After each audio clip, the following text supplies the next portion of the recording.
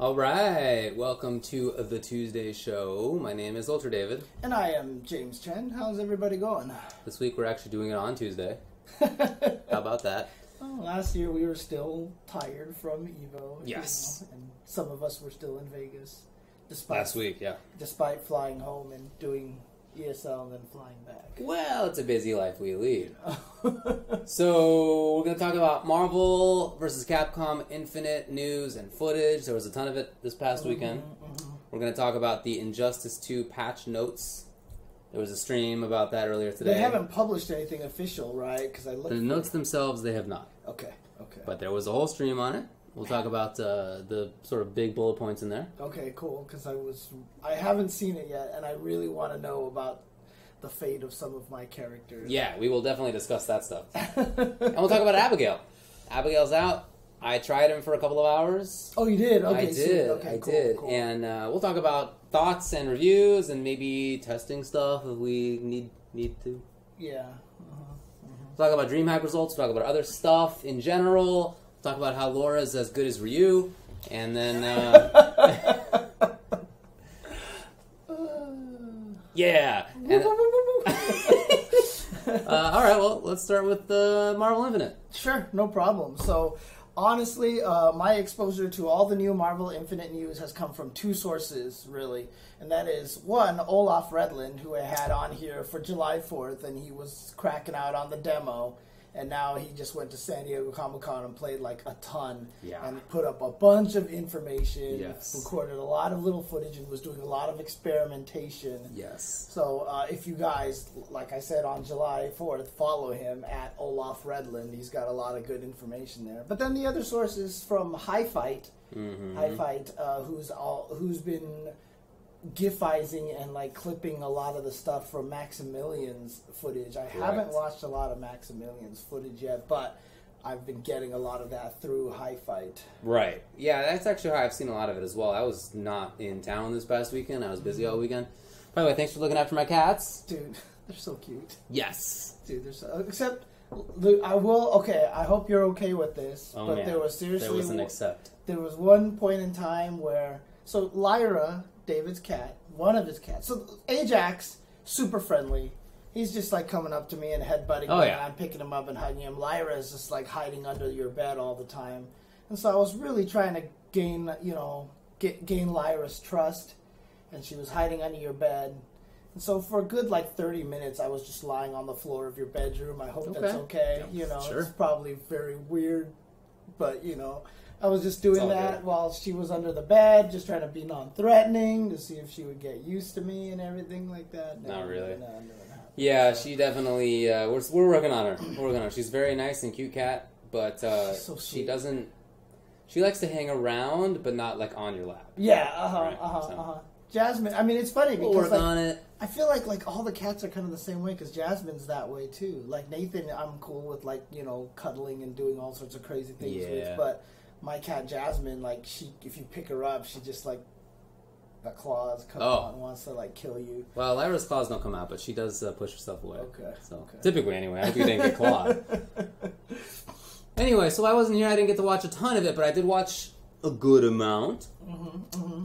So, just to start, I mean, Hagar, Gamora, Spider-Man, Nemesis, Frank West. Did I just mention everybody? They're all in the game. So yeah, They're all there was no Jeddah at San Diego Comic-Con, which was really interesting. But they did officially announce those characters, and they were playable on the show floor, so we actually got to see and learn a lot of things about the characters. Right. And they seem really cool so far. Yeah, it seems like most of the characters have new moves, at least one new move. I heard that everybody except for maybe like Nemesis, maybe one other, has at least some new move. Right? Yeah. But everybody obviously has different properties otherwise, and the way that they work in the system is not entirely the same, obviously. So, yeah, I think that's good to hear. I loved seeing Hagar with the barrel. I think that's sweet. Someone told me that we just have to make as many Donkey Kong puns as possible once he gets on stream. Works for me. So that barrel, he's holding it, and he can toss it, and it's like a weird projectile. Or he can hold it, and it's like a mid or high parry. Yeah, it's like a meat shield, basically. Right, but he recovers faster from it being hit than like if he blocks. Right. Right? But you can still hit him low, I guess. And so it's not, like, it doesn't solve everything. But I like that as a way to move forward. Because the game doesn't have, 2 assists. Like, Hagar with, like, a 2 neutral approach assists is a very different character than Hagar without them. Yeah, it's in Marvel 3. Actually. Yeah. So, they recognize the need to give him some way to, like, move a little bit. It's not the best, but it's like he can do a little bit of it. He has a little kind of a projectile. So he can, like, walk into a fireball and keep walking or something like that. That kind of thing. Yeah. So I really like that as a way to deal with it. And it's cool. It's just like a cool reference to Final Fight. It's cool. So as somebody who's definitely looking at Hagar, I'm excited for that. I don't really care about Spider-Man, but he looks like he's... Dude, he looks so sick. Yeah. He looks exciting. I mean, the thing about it is Spider-Man, for me, he's always the example that I use to point out what's wrong with Injustice animations. You know what I mean? Because, like, Spider-Man, whenever he does everything, he just looks so cool. Like, he's stretching. No, he looks like, cool. I'm not disputing that. Yeah, and so, I mean, they gave him this new kick, and yeah, I guess maybe he's not, like, super, like, exciting in terms of he doesn't do what I want to do, but... But I see that a lot of people are interested in that gameplay, which makes sense. And I was, like, he's one of the characters that I was looking at, because he looks definitely rushed down with the web zips and stuff like that, so he looks interesting to me. So. Cool. I really like how Gamora looks. I don't want to play her. She's not, like, my kind of character, but her options look cool. Like, there's a combo that she was doing that I was like, that's pretty cool, actually. Did you see Maximilian's tweet where he was like, I will commission somebody to make a Lin Kurosawa skin for Gamora? And I just saw that, I was like, dude. I don't get it. Dude. Nobody knows who that character is. Yeah, but everybody who does know who that character is remembers how badass she was, right? She was so cool. She was like the super uber Chun-Li with, like, head stomps and the Ote top and, like, all these other cool uppercut kicks, and she was sick. And she'd be perfect. Guns and swords, that's exactly what she does. So the Gamora... Alright, never mind. Nobody knows who that character is. Anyway, yeah, Gamora looks cool. Speaking of character nobody knew of until just the last few movies. Yeah, I know, right? 10 comic book fans in the world knew who Gamora was. I mean, look, to be fair... She looks really cool. To be fair, the MCU has turned Iron Man into an A-tier superhero. Yeah. People don't remember that Iron Man was always a B-tier superhero. No one really cared about him, and thanks to the MCU, he's, like, super popular, and everybody loves it. He's in Spider-Man Homecoming, oh my god! Oh, like, I gotta see that. Yeah, everyone's so crazy about that, but... Yeah. Anyway, so that's all cool. Nemesis seems like he doesn't have a ton of changes, with the exception, new moves, but he does seem like he probably fits better into how the game moves. Like, the speed of it makes a little bit more sense for his kind of game plan. From what Olaf was saying, it sounded like he had a bunch of armor on a bunch of stuff. I heard that as well. And interesting enough, Olaf is like, I've never used a big body character, but he's like, I'm so interested in using Nemesis right now, because he just seems so interesting. I really would like to get his thoughts on that. Maybe we should just, like, drag him in here one of these days. That's a good idea. Like, hey, talk to us about all these new things, because, like I said, he's definitely been doing a lot of the research on that game. For sure. So that's all interesting. Wait, was there a movie we did not talk about? Frank, I didn't get to see a lot of Frank, I'm going to be honest. The footage that I saw did not have a lot of Frank in it. He looks pretty good now. I mean, he has this new DP move where he just, like, runs and hits you a bunch of times. So that's going to be a scary tag assist move. He also has the Luigi head missile in the air. Yeah, where he just kind of, like, I don't even know what the heck is going on with that move. I have no clue. It looks really bad. But then he has the new level 3 where he does the selfie and automatically charges himself up to level, like, 100 hits, and he automatically gets up there no matter what. So in this game, if you're in a situation where you're by yourself and you have the meter and you hit him, you can come into the level 3 and turn yourself into 100-hit Frank, basically. All right, that's actually really good. I think it's, but you've seen it, right? Where he like does all that stuff, and then he grabs a zombie, and poses with him, and takes a selfie. Okay, I have seen that. Yeah. And that automatic, like there's 4 zombies in the background, and he just like clicks on all of them, and so he gets automatic level up on that. Again, I think that makes a lot of sense considering the changes in the game.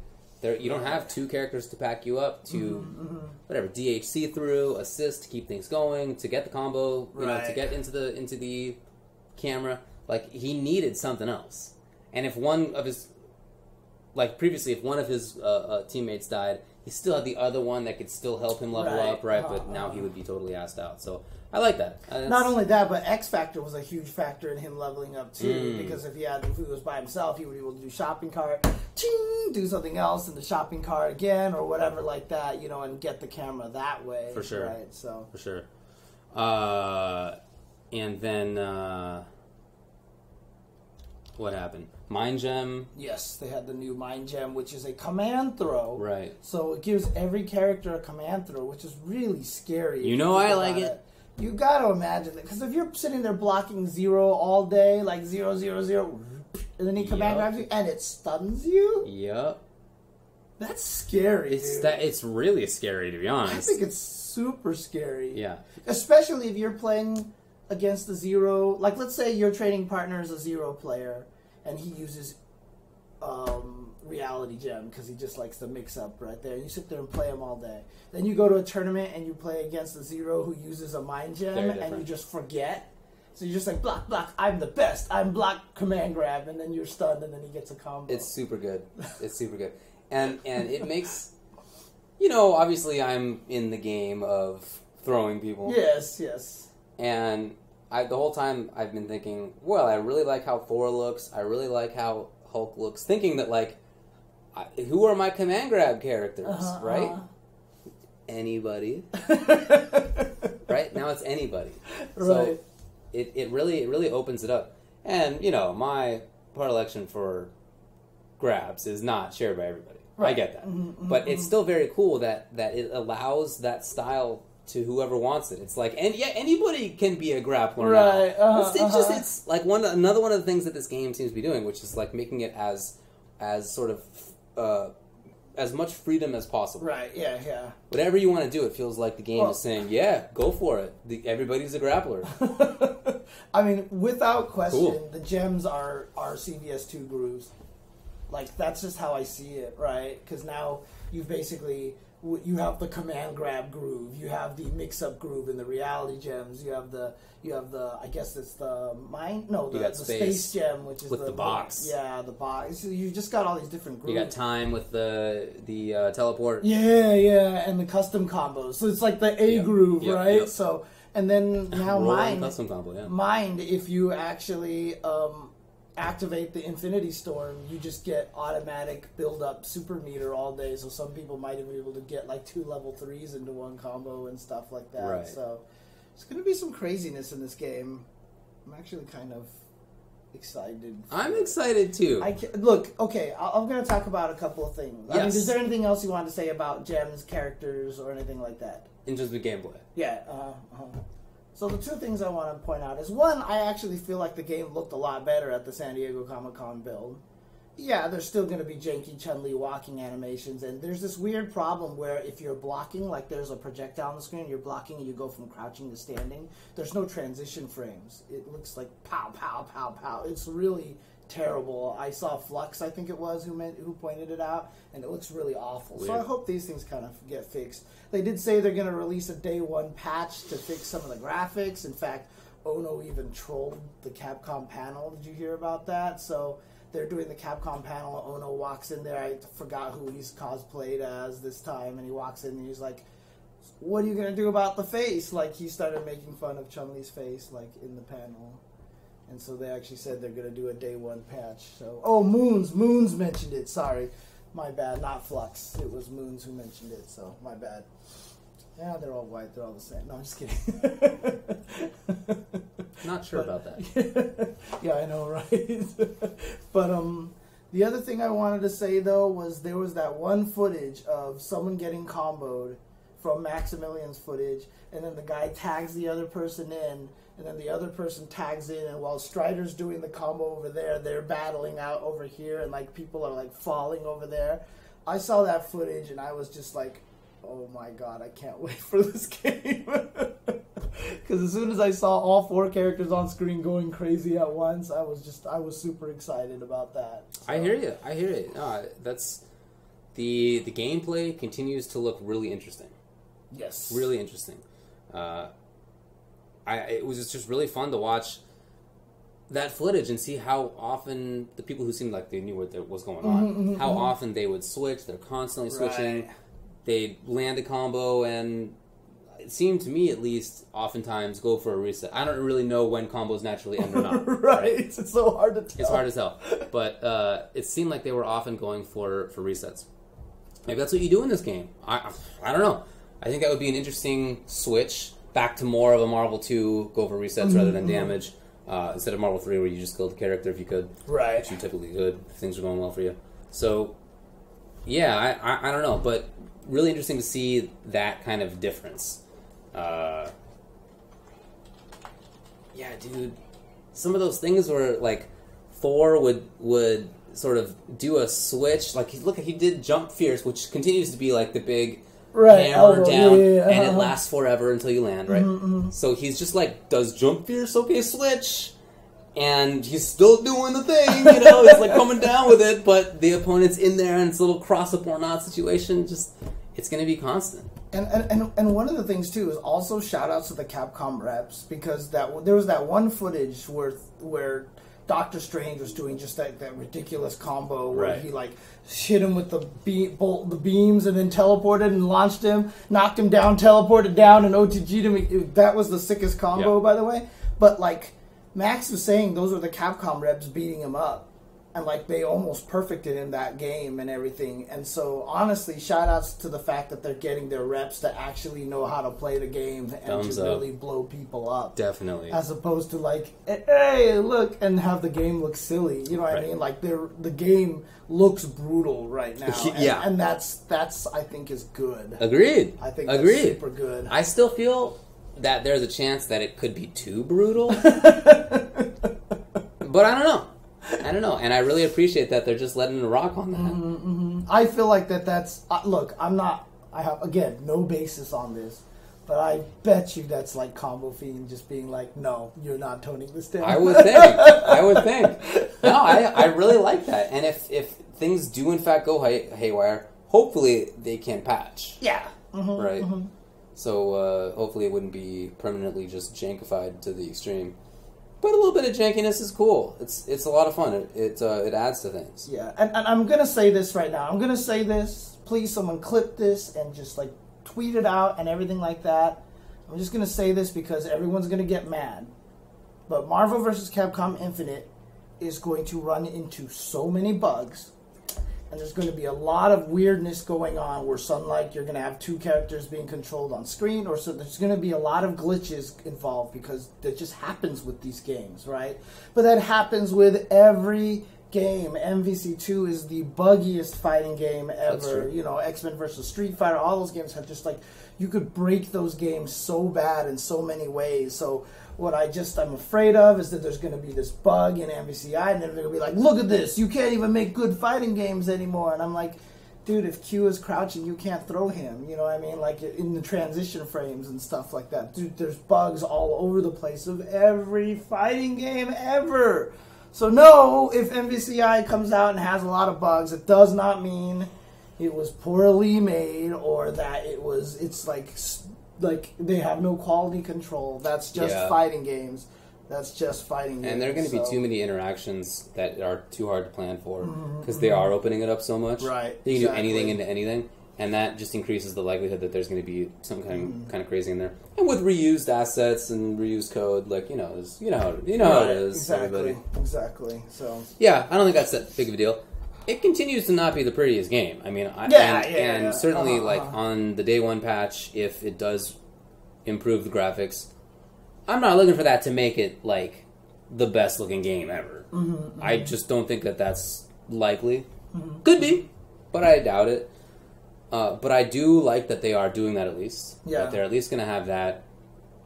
It's like, you have to expect, I think, that it's not going to be gorgeous. Right. It's not going to be Dragon Ball Fighters. No. It's not going to be Tekken 7. No, it's not going to be Guilty Gear. It looks like it's going to be a lot of fun to play. Also, another thing, too, and this is just me, but please stop taking 3D models and using Photoshop and tweaking them and saying, see, look how I can make your things look a lot better. Because it just doesn't work. It just doesn't make any sense. That's just not how 3D models work. You can't just, like, make it look... I mean, like, the Ken face in Street Fighter V, there have been PC patches where they just change the angle of his head and change the lighting, and obviously it looks better. Yeah. It's the same model. Right. I remember when the story mode dropped, everyone was like, did they fix Ken's face? Because he looks so much better in the story. It's the same model. So Photoshop, just don't stop doing Photoshop to fix the way characters look. I hear that. So it's really annoying. I hate it so much. So, but yeah, game looks really fun. I'm super excited for it, and it's weird too because like you can't help but be affected by all the negativity. Like normally at this point in time, I'd be like, oh my god, I can't wait to play this game. But like for some reason, I'm like. Feel like I'm not supposed to feel that way. Like I feel like I'm supposed to be like wary about it or something, you know? Yeah, you know, it's not without reason.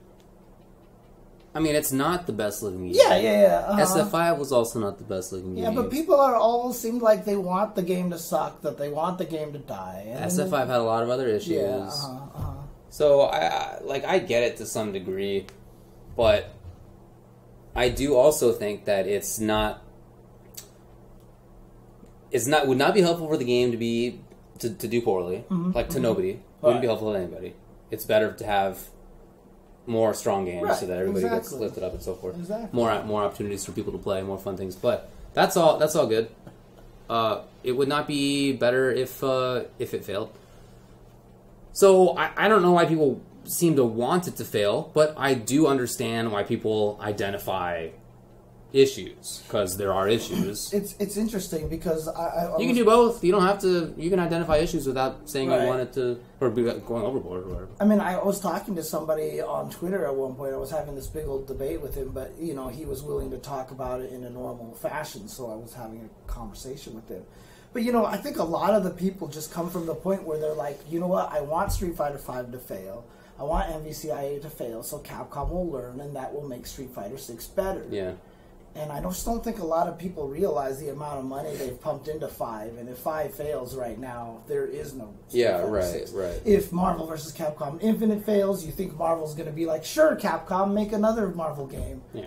Like, it's just not going to happen, right? Yeah. So, like, you're better off hoping they can fix the one that's there now. Yeah, right. There's no guarantee that there's going to be any sequel to anything. If they fail, then they could be gone. Mm-hmm. You know, I mean, that can happen. So. Yeah. They are not working on some super deep budget over there. Right. Yeah, okay. Well, in any case, game chill looks out, exciting we'll see. to me. It does look fun. Dude, it looks like it's going to be insanity to me. I can't wait. It's coming out, God, in less than 2 months now. Yeah, a month and a half. half. Which is really scary, actually, which is right. And did you see the DBZ announcement recently? Like, I don't know. I don't know. What's that? Which, maybe not then. It seems like that they're playing this really fun game because they said that their beta, they're releasing they're having a 3-day beta, and it's literally like the 3 days before MvCI releases. Oh, I didn't know that. I read today that it was delayed or that it could be delayed. Oh, really? I don't know if that is to the date you're talking about. Right. But yeah, I saw something about that. I was like, interesting. Okay. But anyway, Marvel Infinite at San Diego Comic-Con. That's probably about it. Anything else to say there? Nope. I'm good on the Marvel stuff. So. Alrighty. You want to talk about Injustice? Yes, because I want to know what's happened to my characters and stuff like that. So before we even get started with the whole Injustice 2 patch, just give me overall thoughts. Too much, too little, just enough? I really like it. Yeah. I really like it overall, man. I'm very happy that they seem not to have gone overboard in almost any instance. Like, there are maybe a couple that are a little bit too much. I mean, bring up the old patch notes here. Okay.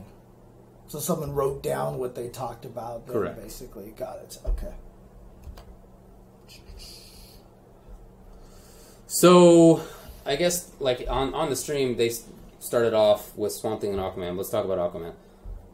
Probably the biggest individual change that I think that they mentioned, like for anybody, certainly in the Nerf department, is that now when he does From the Deep, meter burning it does not launch the opponent. Really? Yeah, that's gigantic. It just gets a second hit, basically. He hits and then that's it. That's huge, dude, because that means that was his big damage starter. Yeah. Up close, right? Hit confirm into meter burn, ding, big damage. It was also the way he got a lot of damage from afar. So it's like from up close, from afar, he got setups after it. You were worried about getting hit by From the Deep, like anywhere, because you knew it was big damage or Aquaman could move into whatever position he wanted.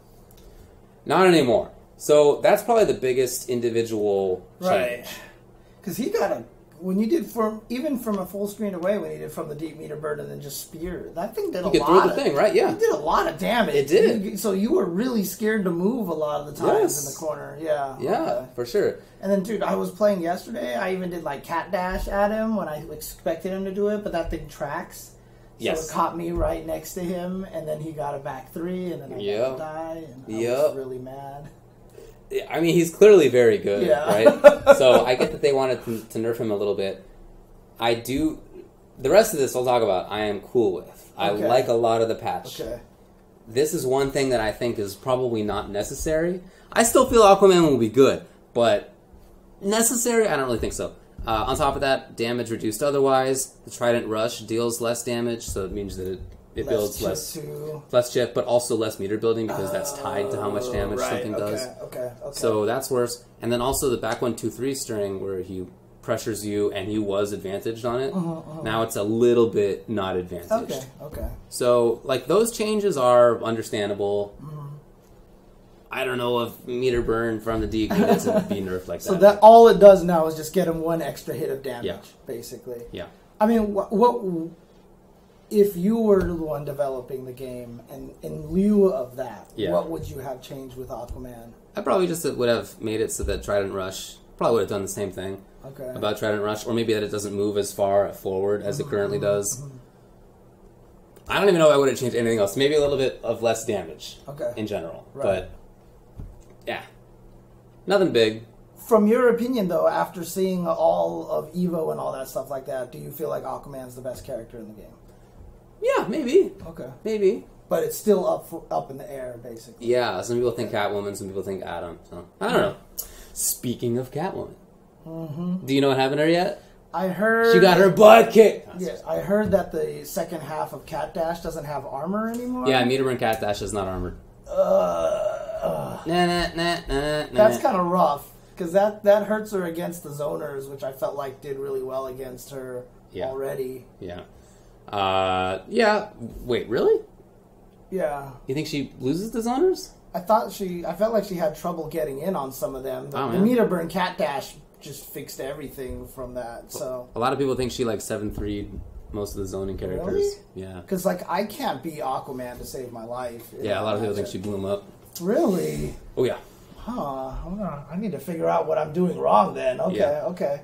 Yeah. Jump 2, the big old jump whip. It's now angled like a little bit more up, not as down. Okay. So, like, it still has good range and stuff, but, like, you can't... It's not as easy to time as you're jumping forward. So, that's cool. It's, like, a little bit worse. Not that much worse. Okay. Back 3, which ducks under everything, now has a little bit more recovery on whiff. So, she has to, like, make sure it's placed well. Yeah. Okay. Because you can get away with that a lot. Just by whiffing in someone's face and then blocking. And for sure. Okay. Yeah. Not really anymore. Has less knockback on block, so she can get pressured afterwards because she's not a plus. Right. A little bit less. Which is actually kind of good though, because that will tempt people to try to hit her, which means she can armor back 3 right afterwards and blow people up. Very possible. Because I used to do back 3, armor back 3, and people would be scared to do stuff because they're so far away. Sure. So I almost think that's kind of good. Okay. All right. Interesting. I like the perspective. Her character power, the scratches, it's no longer an invincible wake up. Okay. Only okay. DP. Okay.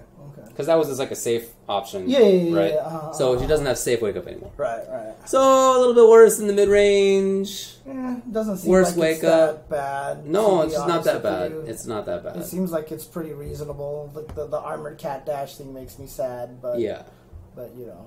She's a good one. She's still gonna She's be a good super one. good. So it's more like you gotta take a bet on when the opponent's gonna zone rather than get it preemptively rather than like exactly. armor through it. So Atrocitus using the cat now drains its meter a little bit more.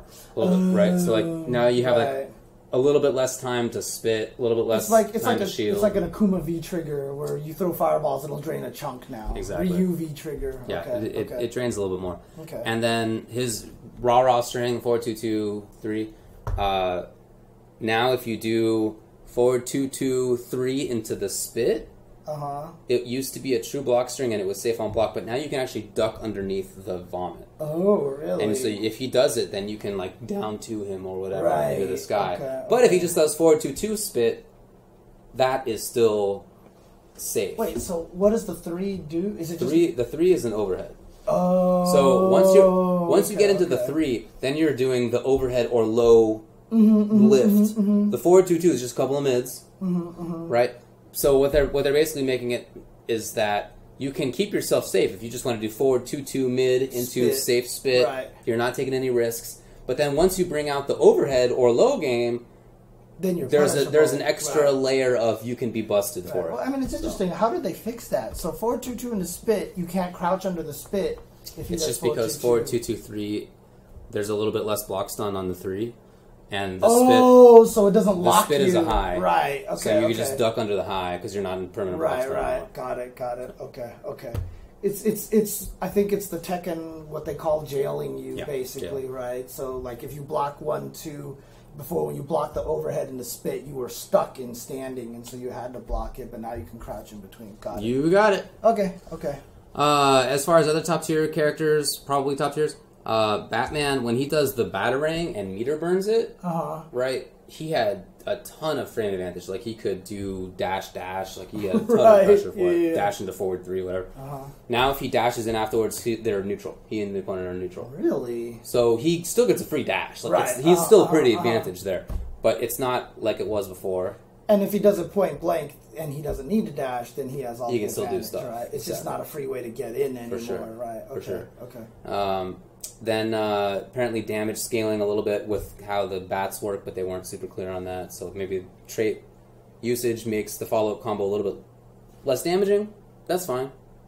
They didn't change jump 2? No, they were very clear that they wanted strong things to stay strong. And that is a strong thing. And they wanted to stay strong. I like it. Did you see the video of the jump 1 that he had as well? Yes, like the knee. Yeah. Yep. That jump 2 is super good. That's one of the better jump-in attacks in like any grounded 2D fighter ever. That thing was like all of Sakura's jump attacks all tied together. Oh yeah, it's amazing.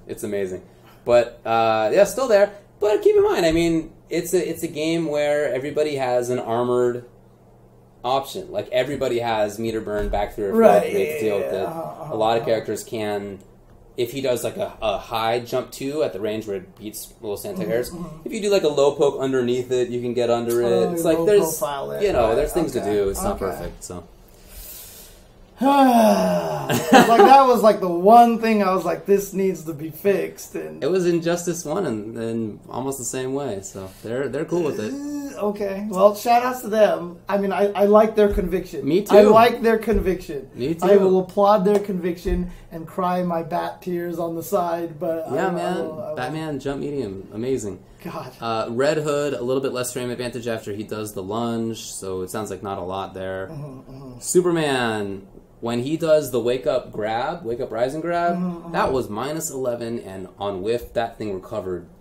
It was like Ken Super. It was so hard to punish. It was like ST Ken Super. It's so hard to punish. Right? I got him to whiff. I didn't even block it. I know. And it whiffed, and I'm like, punch. He's like, block. I was like, is there any delay? There's like a couple of frames, but it's going to be more.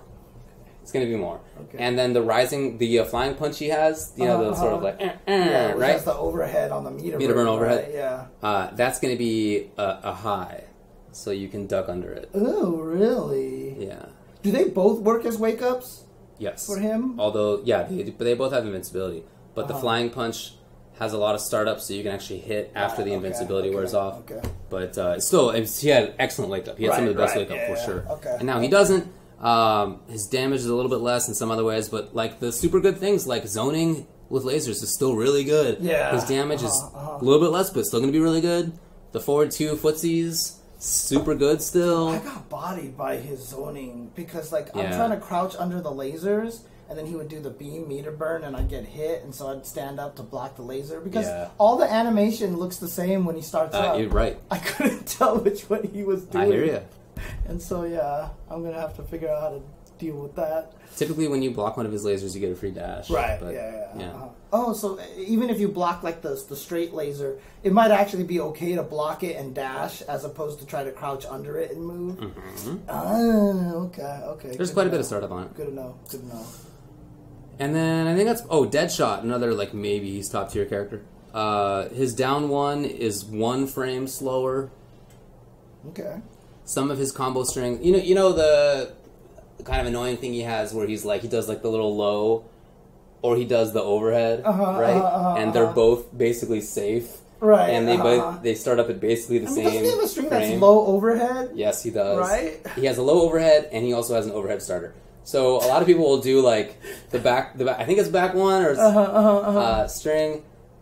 And stagger it, and then do the overhead, or then maybe it's low overhead, or maybe it's just overhead, or whatever. Right, yeah. It's super annoying. So they nerfed that a little bit. They made it a little bit less safe. So it's not punishable, but it's you don't get free staggers anymore. Okay. But his zoning is the same, they say. Okay. So strong is strong. But they're cool with that. I actually felt his zoning, I feel like I could fight Deadshot better than I could even fight Superman when he was doing that stupid laser stuff. It's interesting. I'm with you. I don't really think Deadshot is top tier, but the only thing that I felt like Deadshot had that was really good was the rifle meter burn. Super good. But then he just spends all that meter all day, right? And so maybe the weakness is that maybe the problem is that he does build meter really fast, but. For some reason, I felt like I could handle that more than I can handle Superman. I think that's reasonable. Yeah.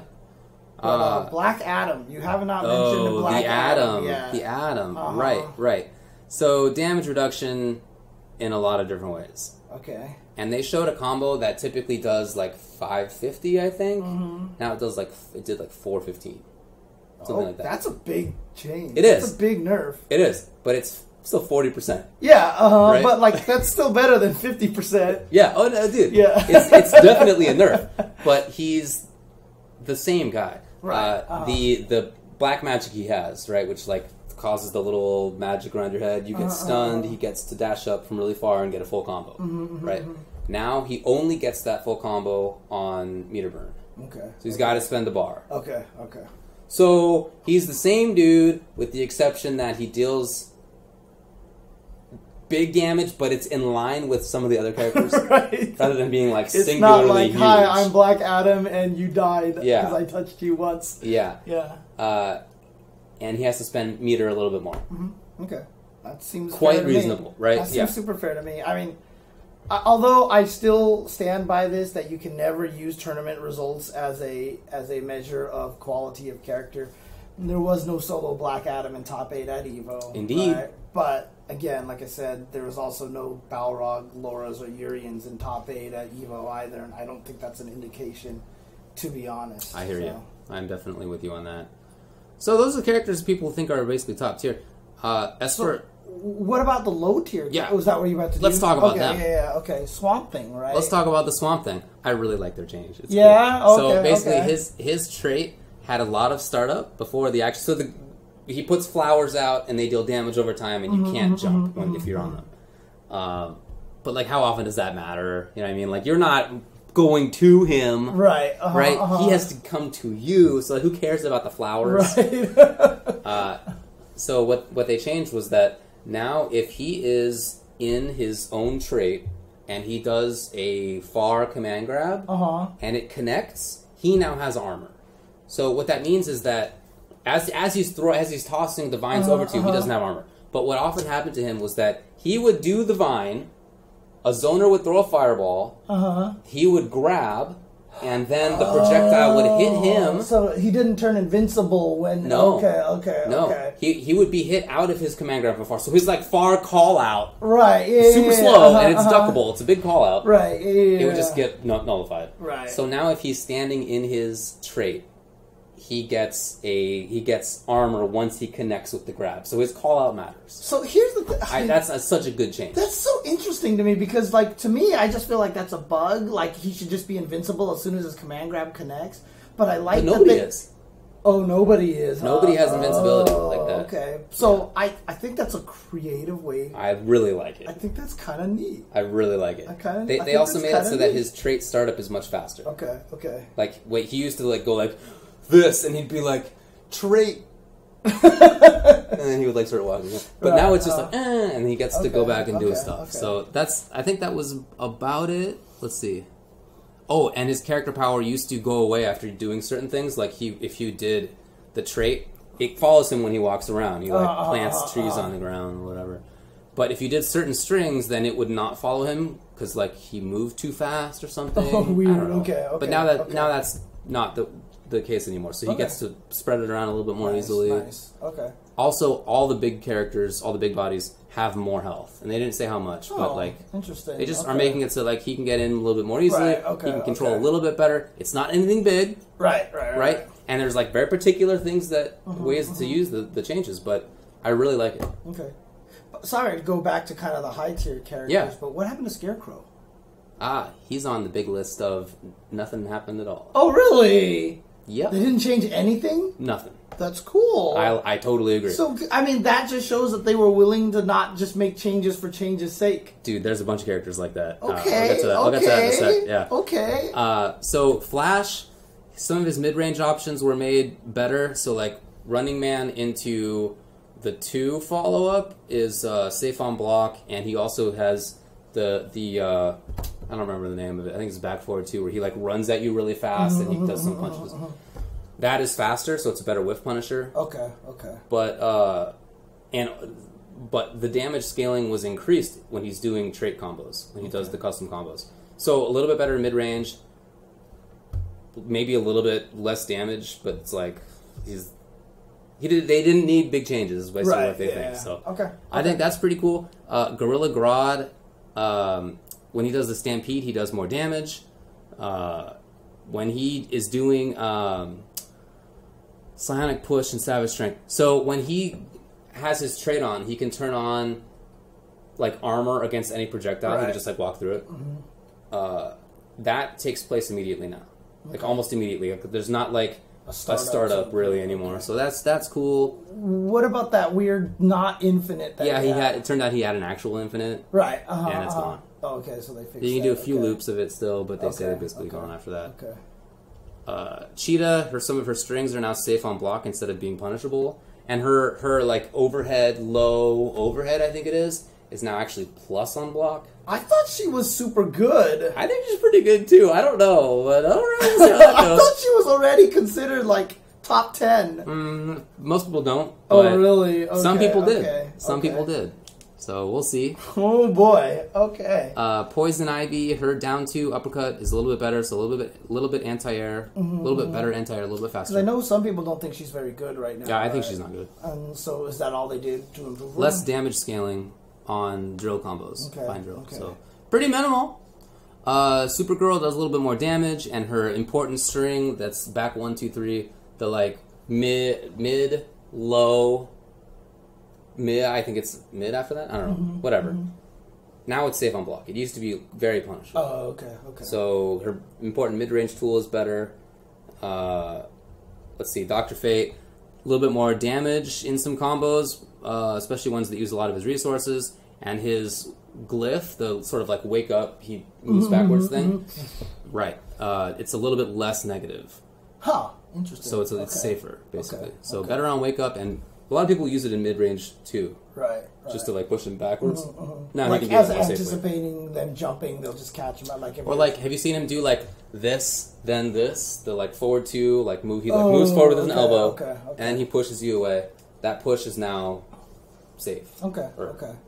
So. I see on the list there Wonder Woman. I know she was a character that a lot of people considered not very good. Yeah. So what happened with? So now, Diana? When she does her shield toss on the ground, when she meter burned it before, she would get combos.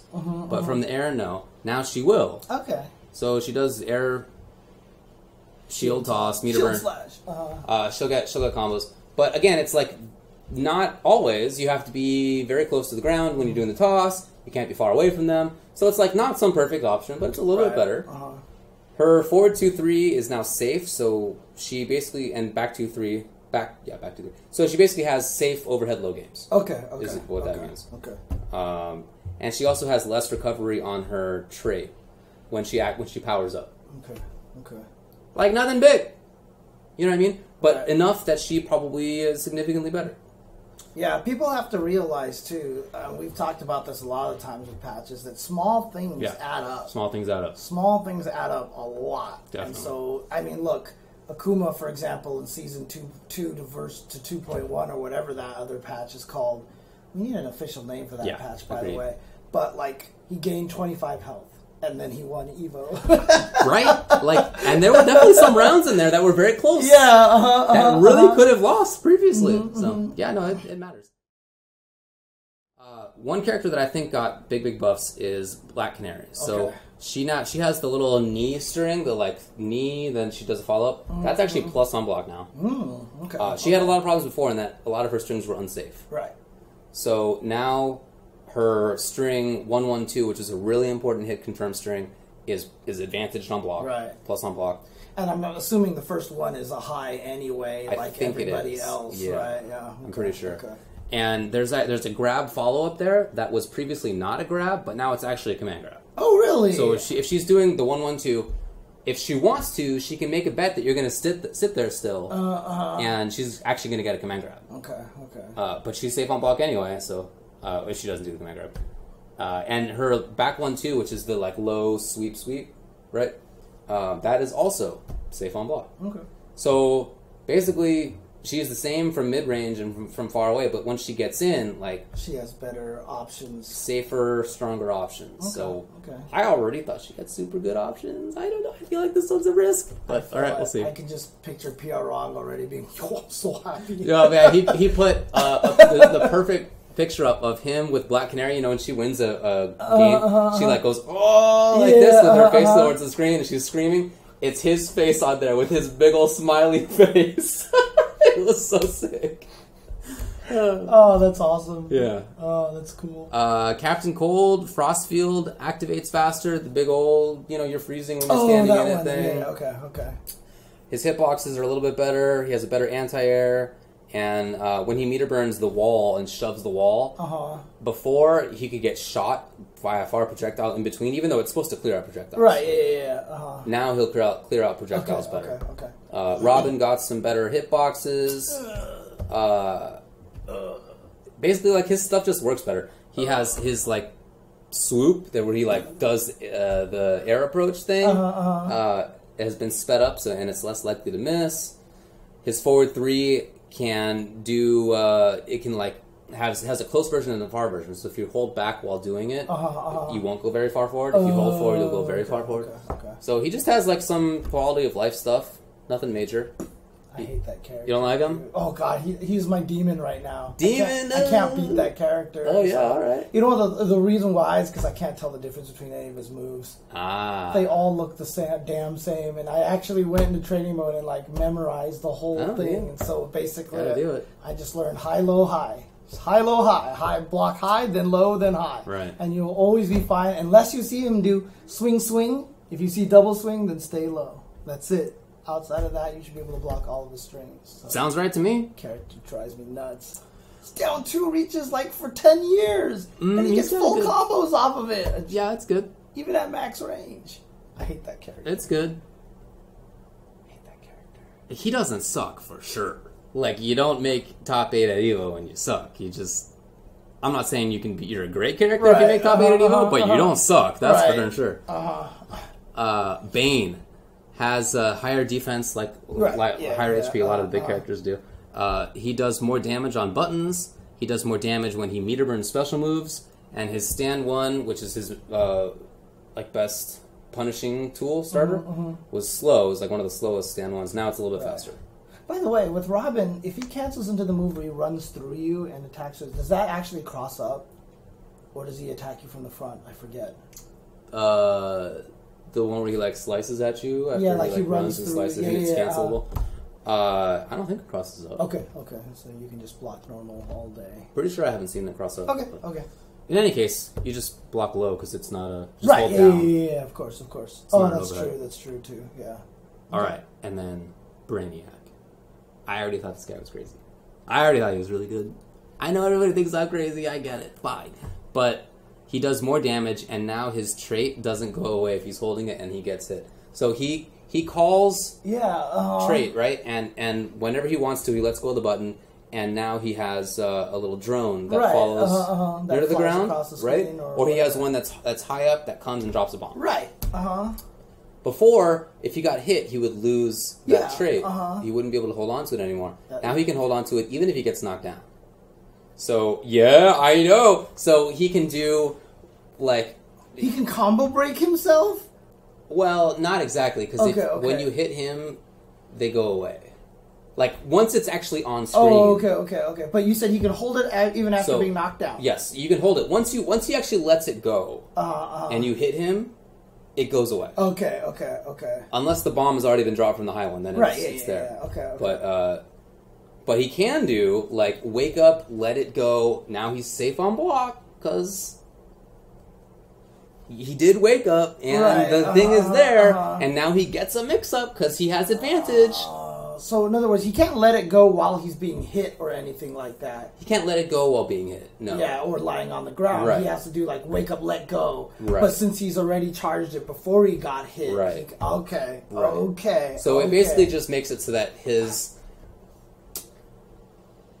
It used to be that, he would call it from full screen and get zoned. Deadshot would shoot him, and now it's gone. I just cat dashed him. That was a free EX cat dash every single time, yeah. But now, nope. Now he maintains it, so I'm basically very scared of that. I feel like that pretty much makes it so that he gets to do whatever he wants in a lot of situations. I don't know, man. I already felt like he did, but okay, we'll see how that goes. So those are all the characters that they talked about.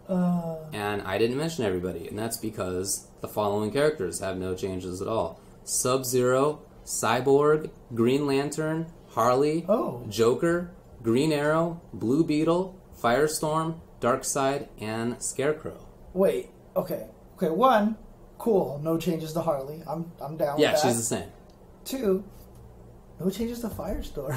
I think he's bad, but nobody else thinks he's bad, basically. I might just be wrong about that. But a lot of people think Cyborg is butt, and there he is on the list of characters with no changes. So I respect that, because maybe there's something that everybody's missing. NRS is just probably dude, you don't... God, why hasn't anyone used this? Why hasn't anyone used this yet? That's very possible. Right. Very possible. I don't know. We'll see. I like how in the chat, literally 2 lines in a row is Firestorm is bad and Firestorm is underrated. That's the perfect encapsulation. Yeah. Yeah. A lot of people think Joker's bad, but there he is on the list of characters without changes. He was used in CEO Top 8. He was. I don't think he was that bad, but I didn't think he was great either. We'll see how that stuff goes. Some people think Blue Beetle is high tier. Some people think that he is bottom tier. Not sure. Okay. But we'll see. And I really like that they're just letting it happen. Yeah. And, if it turns out that, so different than what they used to different. do. And before, because it really did feel like they made changes just to make changes, right? So the fact that they're doing this and really looking into it, I think, is really nurturing the esports environment for Injustice 2 really, really well. It's exciting to me. I'm so happy. Because, honestly, I've dabbled in Harlequin. Obviously, I don't know her very well. But if you ask me what she needed to be changed, I would say I don't know, because I think she's fine. Yeah. Right? So, and the fact that they didn't change anything, I think is great. I'm totally with you. there are a couple things that I would have liked to see for Scarecrow, but he didn't absolutely need anything. Right. Mm-hmm. He didn't need any changes, and I think it's fine that they thought that they didn't need to change anything. If it's only on a need basis, he didn't need anything. Right. So there you go. Some people think that Darkseid is top tier, and they made small changes at least to everybody else who is top tier, right? But not to Darkseid. So I think they just believe that like he's not top tier, or like. So the only thing that scares me about Darkseid is just that low that he can do from the air, the stomp. Yeah, that's really good. Annoys the hell out of me. I mean, it is really good. Because he just like jumps at you, and then while you're getting up, it just drops, and you're like, wow, I thought that was going to be an overhead. Yeah, but it's not. It is minus enough that you just get. It's like back 3 punishable. Right. Whatever you want. It's super punishable. So, but even when he does like jump attack into stomp, like because it's such a fast cancel, like the switch. Because I was fighting against the Sub-Zero that would do jump attack into slide. And, like, the time that you had to switch between high block and low block is so fast. Weird. Like, I would just, like, block, and then he would just slide, and I'd be like, what the hell? You know? Funky. And so Darkseid, I felt like, was the same way with that, but even faster. Oh, yeah, definitely. Yeah. It's really, really good. Yeah. But, no, I guess they were cool with it. Okay. So, we'll see how that stuff all works out. In general, I'm totally with you. I'm very happy that they have been hands-off until now. And I'm very happy that they didn't change that many characters. That's a good chunk of the cast. Yeah. They didn't get any. That's, what was it, 10 characters I counted out? Cyborg, Sub-Zero, Green Lantern, Harley Quinn, Joker, Green Arrow, Blue Beetle, Firestorm, Darkseid, Scarecrow. Nothing. And frankly, some of the other characters have like one bullet point. Right, one thing, or it's like, hitboxes are a little bit more dependable now, or it's like there's a 10% damage nerf. Like, it's not big. That's why I am a little bit confused about From the Deep for Aquaman not launching anymore on Metaburn, because was that a necessary change? I don't really think so. I guess we'll see. But the fact that they didn't change many characters at all, and that they were so hands off with many of the rest, I feel like that's not really a good. It's not congruous really with not launching on From Deep. But, I feel like they should have just made the meter burner From the Deep just like scale the damage really heavily. That would have been something like reasonable. that, yeah. You know. So then he can just do all the same things. The results are different, right? So. Right. Yeah. But even still, I don't think Aquaman is going to be a weak character. Yeah, of course. I don't know that we'll see him very often in top 8s, because nobody likes that character. Nobody is an Aquaman fan as like a character, right? And then his game plan, nobody wants to do that. Okay. I haven't met anybody. I mean, literally anybody. You like zoning, right? So you don't get it. It's not zoning, really. It's like you're standing there. You hope that somebody runs into something. Nobody likes him. Even like Dragon, right? He won Evo mostly with Aquaman. He'd rather play Ivy. Right. You know what I mean? There's no the Aquamans from before. Like that. No, they're not. Now they're playing Sub-Zero. Like they've already switched because nobody likes him. So I don't know that we'll see him, just because if he's not like a clear top tier character, why bother? Right. Okay. So but I do think he's still going to be good. I don't think there's going to be those Aquaman fans out there going, "I'm going to stick with my man Aquaman." Maybe a couple of them, but come on, nobody likes that guy. All right. Well, even Dragon was complaining on Twitter because he doesn't like the nerfs. I get that. But if he had his choice, would you want to play Poison Ivy? She's top tier, or would you play Aquaman? Same character. For sure, he says Poison Ivy. Right, yeah. For sure. For sure. So. Okay, question. All right. Date. Oh, not sure. They were not clear. Is it going to come out with Starfire? I'm not sure. Okay. They said it's not going to be this week. There's Defend the North coming up, and it's not going to be for that. Okay. They said soon afterward, and they expect that the patch notes will be out. Not the patch, but patch notes. Right. Either end of this week or start of next. Okay. Interesting. Is there a date on Starfire? I think next month, but I don't recall exactly. Okay. Yeah, some people are saying Starfire's next month. What do you think of Starfire? I don't really care about her. She looks boring. Dude, I think she has the most visually appealing special move in all of Injustice history. Okay. Which is where she's just that big spinning thing. Ooh, where that is she's cool. just like that. Like, as soon as I saw that, I was like, this is what you're right. Injustice should, this is what the moves should look like in this game. And I had a bunch of people like, dude, I watched the trailer like 3 times just because of that move. Okay. Like, you know, I just think that the biggest... So, like, I was trying to talk to my best friends at Vegas, and he's a big DC guy, so he loves Injustice, and so he's just like, I think the characters look fine. I think they attack like how they should. Like, I don't think Black Canary and Catwoman's moves look the same or whatever like that and everything. And I realize what it is. It's not just it's the kind of moves. It's every move looks too human. Oh, yeah. You know what I mean? Every move looks like it's a human doing the move. This is a comic book. Like, why is Catwoman Fireball whip this instead of flip whip? You know what I mean? Like, why doesn't she spin around whip like this? Okay, you know what I right, mean? You know, stuff like that. Like, the dynamicness, the stretching. In that article, I always quote about the Darkstalkers, how they talked about the principles of animation, and how, like, stretching is such an important thing, and, like, anticipation and stuff like that. That Starfire move, as soon as I saw that move, I was like, whoa! Like, it just stood, it popped out of the trailer to me. Oh, I'm with you. I was like, holy crap, that thing looks amazing. So. Well, I think that's a good point. I meant that I think she's boring from a gameplay perspective. Yeah. I mean, we don't know that much about her, but it looks to me like she basically has an amalgamation of, like, Dr. Fate or Projectile, and then, like, Flash, Pound, and, like, I don't know, a couple of other characters put together. So I'm not that excited from that angle, but I think that is a good point about and, you know, that's part of why I like Scarecrow so much, is that he doesn't look like a human. Yeah, and everything is he's big like he's a weirdo. flailing. He's a weird monster, and they get to do whatever. Like, he headbutts around. He, like, does a lot of weird, like, moving all weird, like thrashing. You know, like, Scarecrow's like the best looking character in the game, practically. 100%. So, for sure. So for sure, he feels the most fighting games ish. You know what I mean? So, yeah. The Darkstalkers article. Just look up anything by Art Eater, and then do like 12 principles of animation, Darkstalkers, and if you see a link to a site called Art Eater, that's him right there. So. It was really cool because I linked it, and he actually responded to me on Twitter. It was actually cool. That is pretty cool. Yeah. Really happy.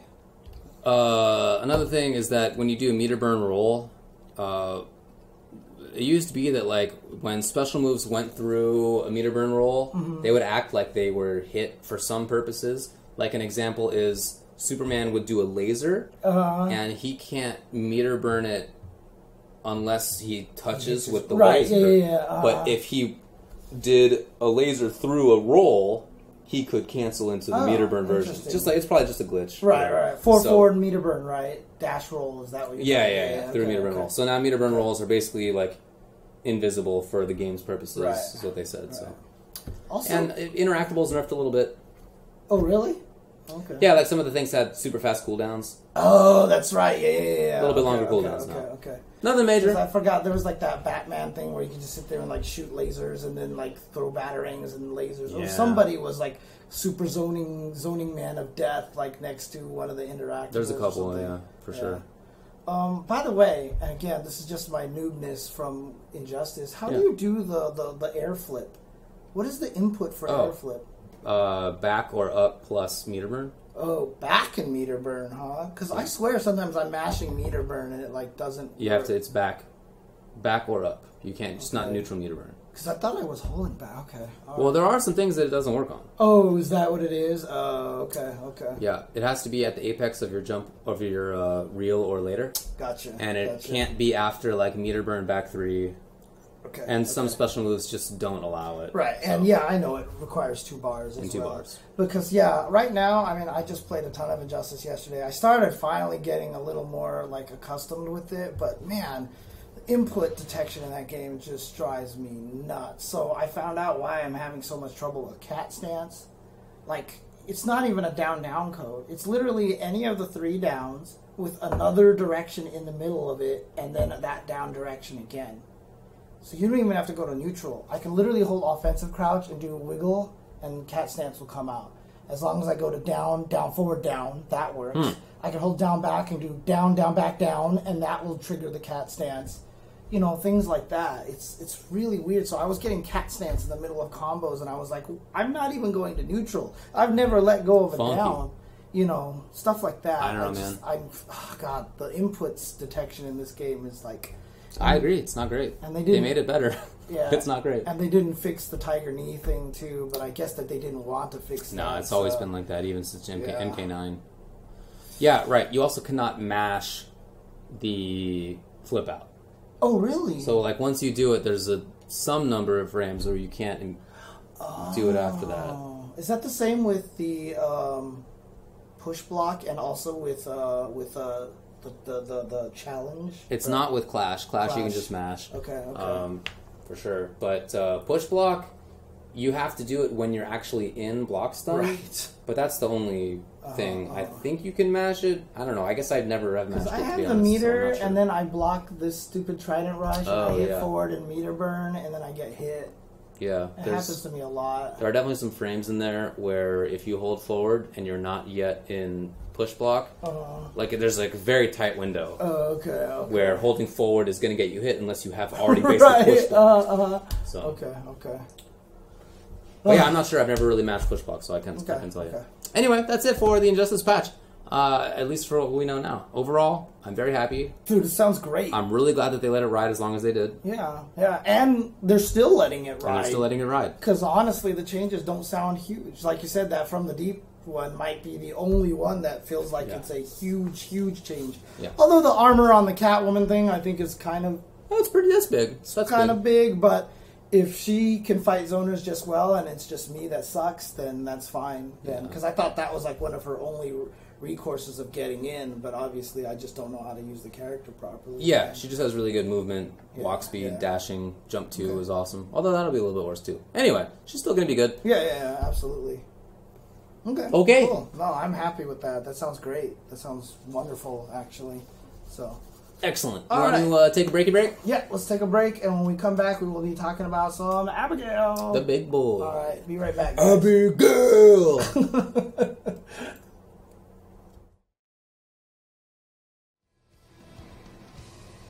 So, Abigail is out. My girlfriend saw me trying this game, and she was like, hey man, what's going on? And I was like, oh, I'm just testing out the new character, Abigail. And she was like, neither of the characters on that screen looks like they are named Abigail. I was like, Abigail's guy. So, alright, go back to his select thing. Like when you select him. Oops, sorry. Because I actually like it. I actually think he does a good one. Can you hear him? Can you hear it right now yourself? A little bit. Yes, I can. Okay. So pick him? Yeah. He looks right at the camera. Yeah, I know. Nobody else does that. I like how he's like looks over at I like it. I like it. They gave a lot of personality to him. I have not messed with this character yet. I just downloaded him. He was downloading literally as the show was starting. That's true. Wow, Capcom Pro Tour 2016. Get with the times. I know. James. I know. Oh my god, he is gigantic. He's very large. What do you think of him so far as you've messed with him? Well, I really like... Is that an overhead? That is, yeah, forward strong. Yeah. So, I feel like he's good, man. I feel like he's got a lot of cool options. But just, like, look at his animations. Yeah, look at him. Like, back fierce and stuff. Do forward fierce. Look at his little head. Oh, yeah. Yeah, I heard he has a lot of stuff like that. He has a lot of post animations from his special moves. Yeah.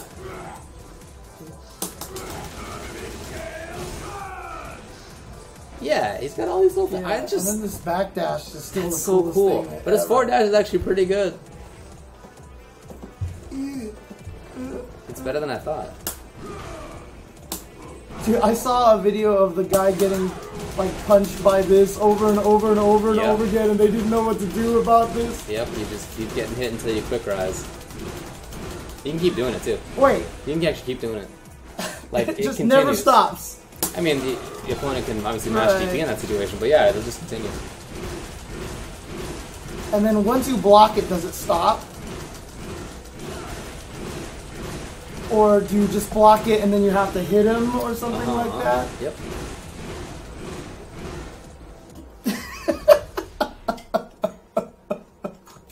Oh my lord, here, let me do this again. After first attack. Okay. Oops, wrong one. You see the animation is the best.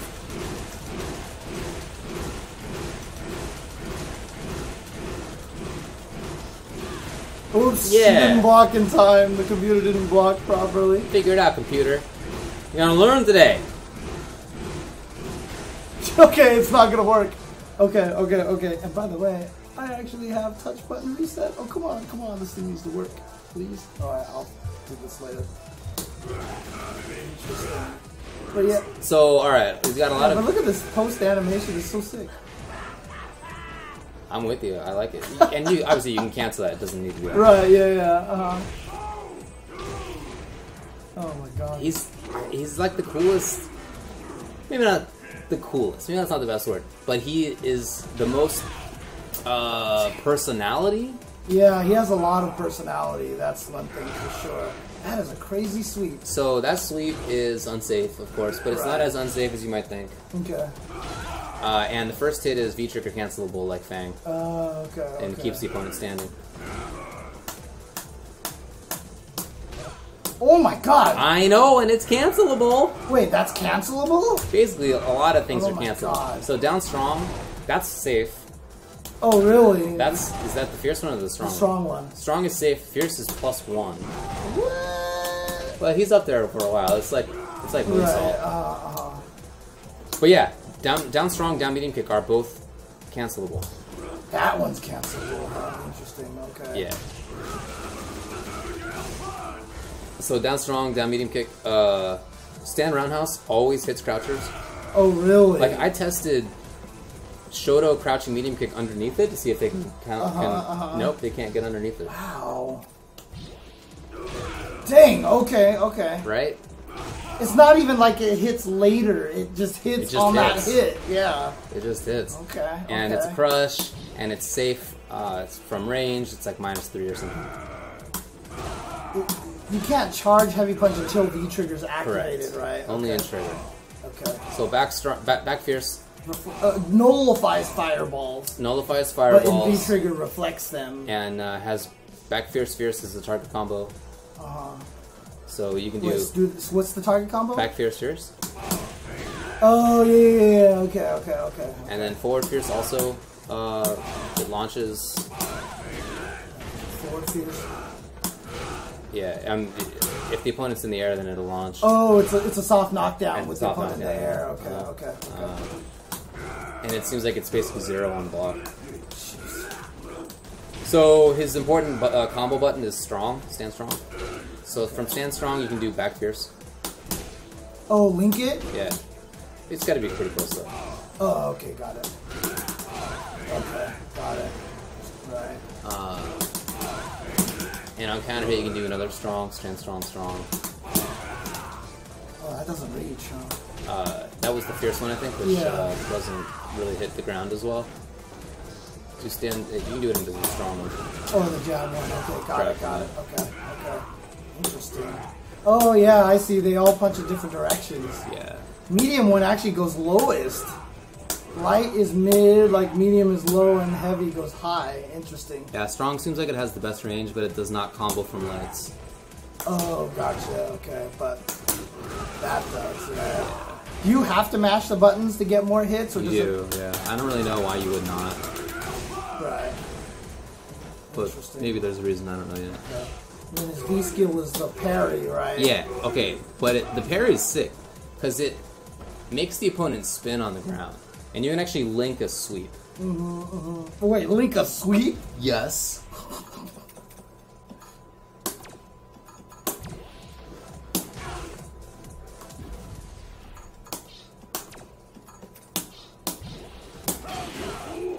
Oh my god. Yep. Which means you can link into V-trigger cancel, basically.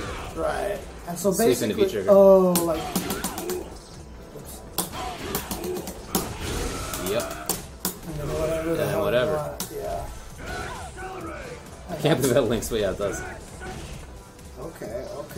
Interesting. And it feels like, so the follow-up to the parry is automatic, obviously, so you can't do anything you want, but it's a crumple. And if the opponent's in the air, then it's soft knockdown as well.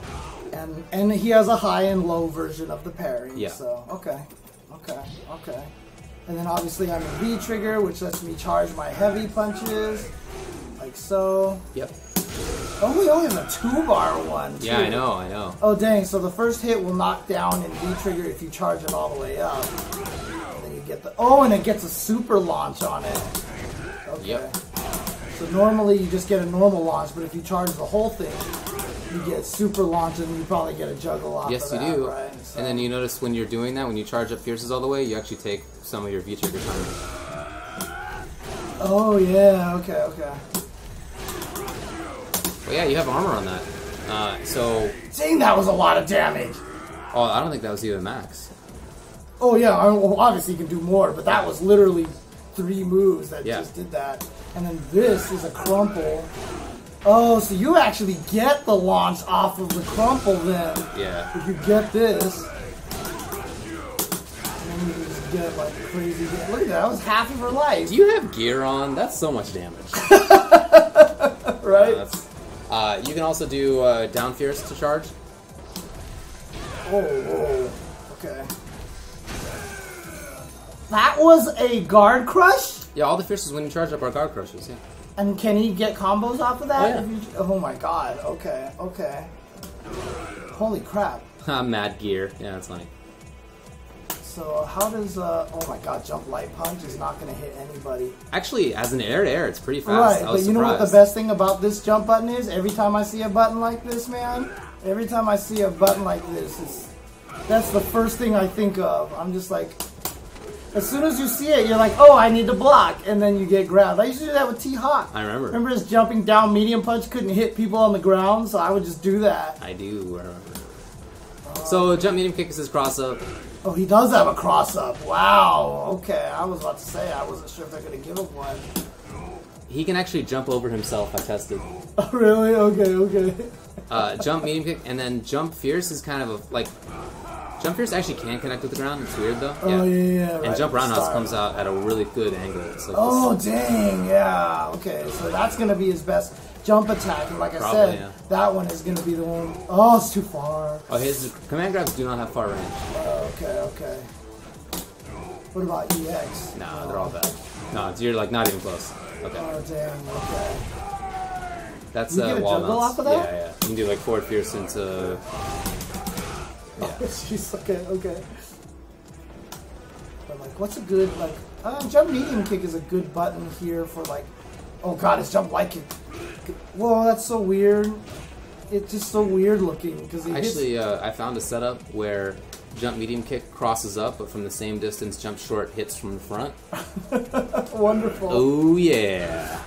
But yeah, because I'm trying to find a good close range jump attack. But okay, fierce is actually good right here. Yeah. So jump fierce would work here, and then that'll be the mix-up with the jump light, because they look really similar. Jump fierce may whiff on crouchers there. Oh, really? It is. But no one's gonna crouch, right? Because if I jump heavy kick, then I'm gonna kick you in the face, right?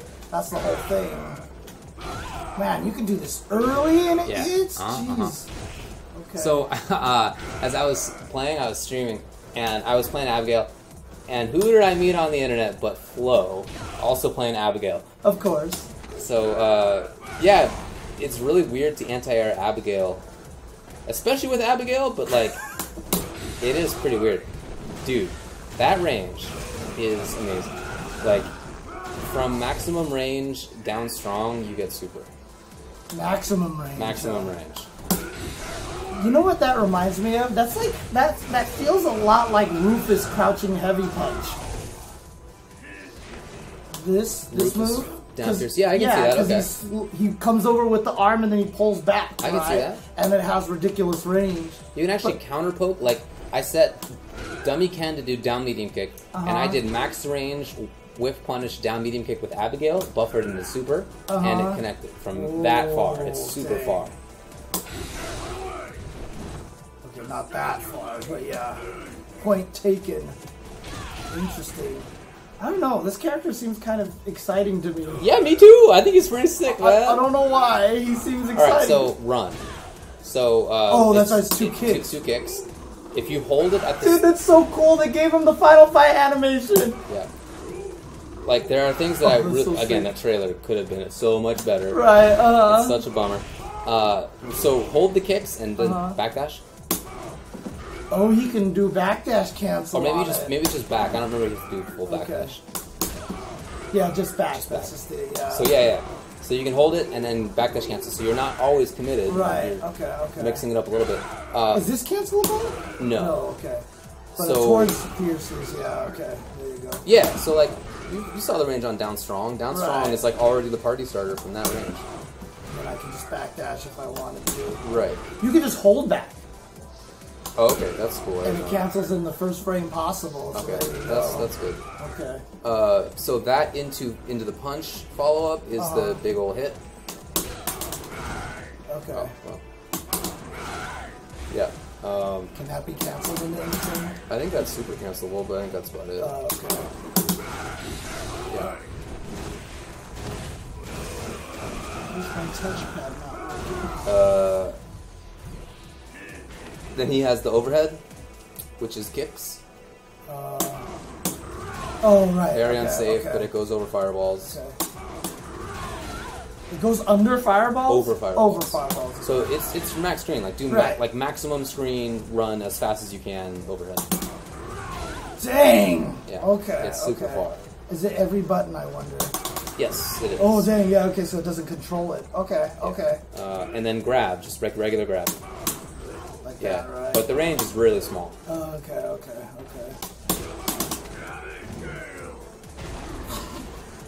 And so EX would be all 3 kicks EX, all 3 kicks. Okay. Does he do a different throw then? Same one, just more damage. Okay. But he has and that crumples. Yes. Okay, that's not a combo, thank God.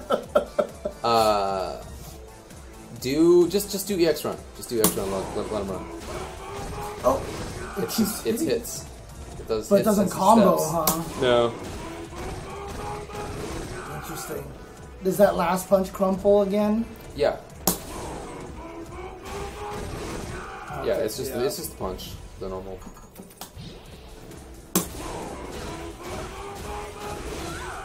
Oh yeah, okay. Interesting. Yeah, and then let's see. I don't even like this crouching animation. Yeah, he's cool. It's almost like an Asian squat because he doesn't have his butt on the floor. And then half circle back. Kick is the command grab, right into the wall bounce for EX. Half circle back plus punch is the big flippy flip. Right. Or just punch. Does this combo? Yeah, that combo's okay. So from that same like down strong range, you can do that into the fierce flip for just like, hey, now I'm plus on block in front of you. Right. Okay. So it's kind of like a somersault slash, the moonsault slash. It's like moonsault for sure. With Nash, yeah. Okay. And then from down strong, if you want to get into a combo immediately, you can do into EX. Combo from that range. Okay. So not from super far range you can get into combo. Okay. Yeah. Okay. But from far range, you can do it into EX Abigail punch, the force circle forward. And that'll reach out. And that reaches pretty far. Gotcha. Okay. Yeah. Not full range, but pretty close. I think full range is down medium kick though. How long can you charge this for? A while. Yeah, it runs out eventually. Interesting. Huh. Interesting character. Okay. He's cool, right? He's again, not in like the cool sense, alright, fine. Yeah, but like he is for SF5, he is really well animated, he looks really good, he's got a lot of personality, and I think a lot of his moves have a lot of utility. Yeah, I mean the one thing that's interesting to me is I feel like he's finally one of these like I can poke at you from this range characters. Yep. There's not a lot of characters who can poke at you from that range. You know what I mean? With you. So, like, I'm with you. Roundhouse is sick there, or a little bit further, I guess. How safe is Roundhouse on block? It's, I would say like -3 or 4. Oh, okay. It's not bad, especially at range. Interesting. Like I set Ken to do reversal light Tatsu, and he could not punish it at range. Okay. Huh. Interesting. Yeah, I don't know. His character seems kind of... I like him, James. I think he's cool. 2-bar V-trigger. I mean, he's got a lot of stuff going for him. Now he's even bigger, you can see.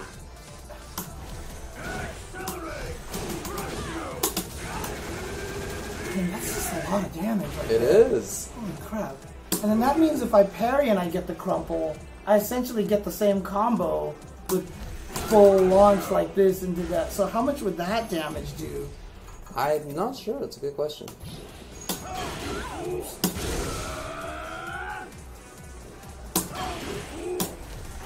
Oh wait, oh that doesn't combo. But try to post it.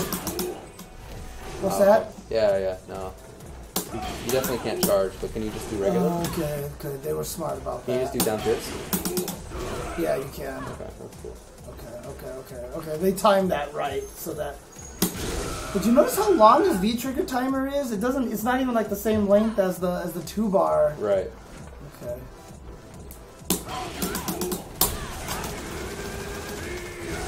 Okay. Yeah, that's right. I remember hearing that the parry actually scaled things really a lot. Oh, because the first hit of the parry counts as a move. No, it's normal. The second hit is only 90%. So it's normal. Okay. Oh, yeah, air throw him with Cammy. Let's see what it looks like. Oh, shit. Genius. Thank you, KFC.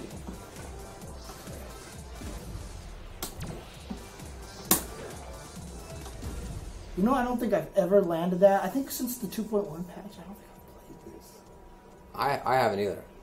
I don't think I've... I played this Alex online earlier, and he did anti-air EX knee, and it was like legit, and I was like, what? Oh, yeah. That wasn't as stupid as I guess I expected. It's just so fast looking, it's really hard to see, that's all. I mean, honestly, the biggest problem with that is that literally there's just no asset animation on this. And, God, it just makes me sad. It makes me so sad. Okay. Yeah, alright. I think I'm down with this. I mean, this is a great range on a jump attack right here. Yes. So, like, from this far away, you can jump and, like, kind of be scary a little. Okay, not that far. But still, that's not bad. This is that empty jump range. This is that empty jump range that you can get a lot of people to miss buttons, right? Definitely. Doesn't he kind of look like this is how characters in the game should be? Like the height, I mean? Like the height and range? That's what I feel. I feel like in seeing him, you're talking about how he can actually poke from a distance. Right. I feel like in seeing him, it's more like how other games are in terms of like the characters. This is my effective range. Like it's instead of everyone kind of having this effective range here. His effective range is a lot further, like this. Yeah. Huh. Okay. I like him. I think he's cool. I am excited to play him more. I'm down with this. I also have not played since the 2.1 patch, but this makes me want to play. That's going to be such a call out too if you want to try to land that. Yeah, that's probably not going to work very often. But the post animation, he's just so happy with himself. And again, that's all cancelable, right? No, once you're what's up? The happy with himself animation. Oh, that he starts it and then I can walk into it. Yeah, so okay. What do you think of his matchups? Oh, I have no idea. Yeah, so early to say anything right now. So at max range, this doesn't combo into anything then. No, basically. well, super it does, but right. It's like Dalsum stand medium punch. When he hits, he's forward a little bit. Like it kind of shoves him forward a little bit. Yeah, you can see him slide forward a little bit when he does it. Right. So that's why the super reaches.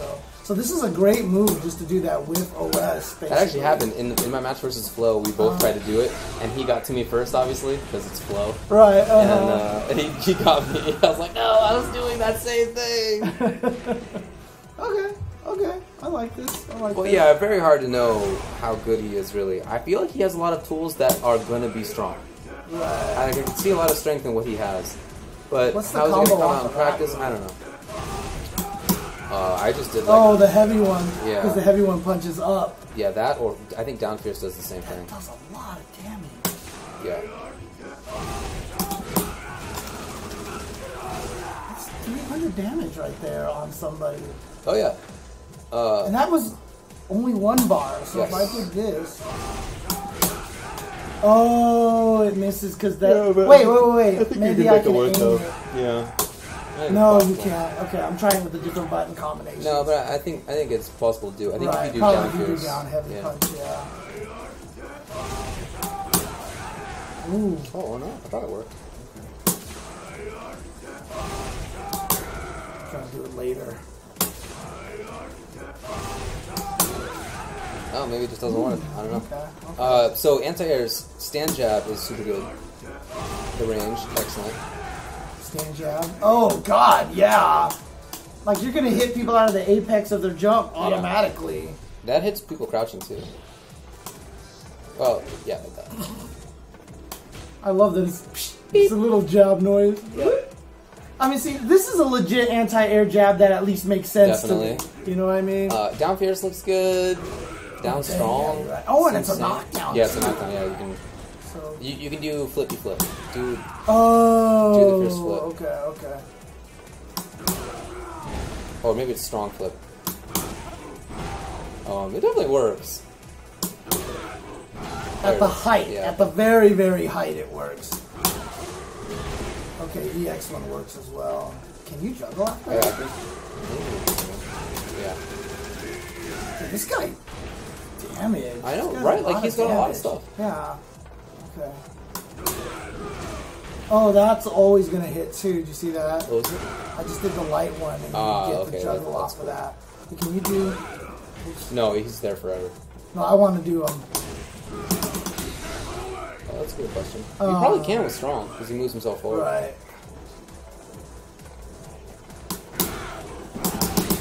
Yeah, that's gonna hit for sure. Okay. You can probably just do down fierce super even. Right. Oh yeah, that's true too. Yeah, they just jump at you. So that was 442 damage, and I just probably. You could just do raw super as well. Yeah, I heard raw super works as an anti-air as well. Does. Yeah. Forward fierce is a good anti-air. Oh dang. Oh my god, it hits way up there. Yeah. Oh jeez. So you can do the fierce, or maybe it's strong flip. I forget which. Dude, you just linked that. Yeah. That was just a hit confirmed. You see that? Yep. I was just like, okay. Yep. Dang. Is it cancelable even at the top? It is. Yeah, it is. So you can definitely do run into punch. Follow up, right? Yeah. You can do. Yeah. Oh, you can do slam, whatever the thing is called, the flip. Oh yeah. Yeah. Okay. Even the heavy one too. Okay. Interesting. Yeah. And then what else? Sweep gets you under things. Right. This goes under like under niche stuff. Q and stuff like that. Yeah, it does. Right? Yeah.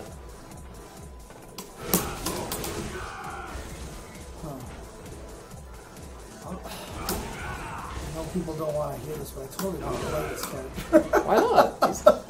He's fun. Yeah, and good. Mm-hmm. So let's see if I can link that. Yeah, that's a good question. Maybe if I'm closer. Or maybe not. Hey, if the opponent's in the corner, can you do forward fierce, anti-air into back fierce? I just want to see if I need to see it. Oops, I was crouching. No, maybe not. If they're in the corner, can I do what? Forward fierce into back fierce as anti-air? Oh, dang, okay. No, it doesn't juggle. It has no juggle potential. Yeah, no juggle potential on that.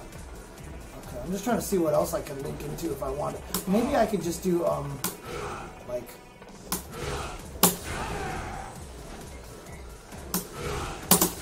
Oh, yeah. So, if you feel like spending the meter, you can get that linked.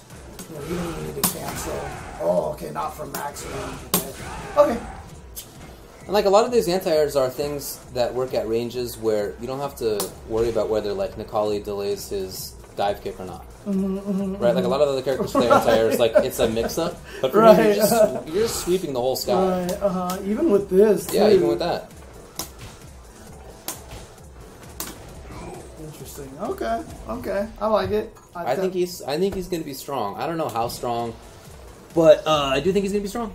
I am definitely going to take this character online and mess with him and see how he is. And fight the giant army of Abigails that will be online for a little bit as everyone tests his character. But he definitely seems a lot more interesting to me than Ed, for example. I agree with you.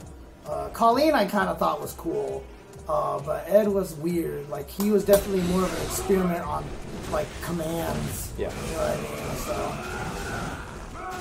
that super is really sick. Oh yeah, jump HP as air to air. It causes a soft knockdown. Oh really? Yeah. Oh, interesting. That's right. Okay. So you might be able to do like, can you do 4 tiers after that? Okay, yeah, let's see. Does 4 tiers have juggle? Yes, there you go. So I could probably just do... oops. I wonder if that will have enough juggle. Maybe flip. Okay, so that's not enough juggle there. What about EX?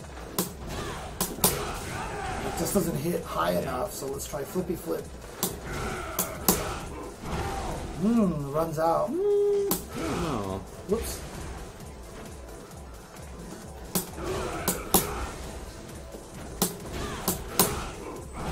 Yeah, it runs out. EX though? I think EX has more. Let's try. Yeah, EX connects, and then you'd be able to get a juggle off of that too, if you felt like it. Oh, maybe it runs out at that point. Could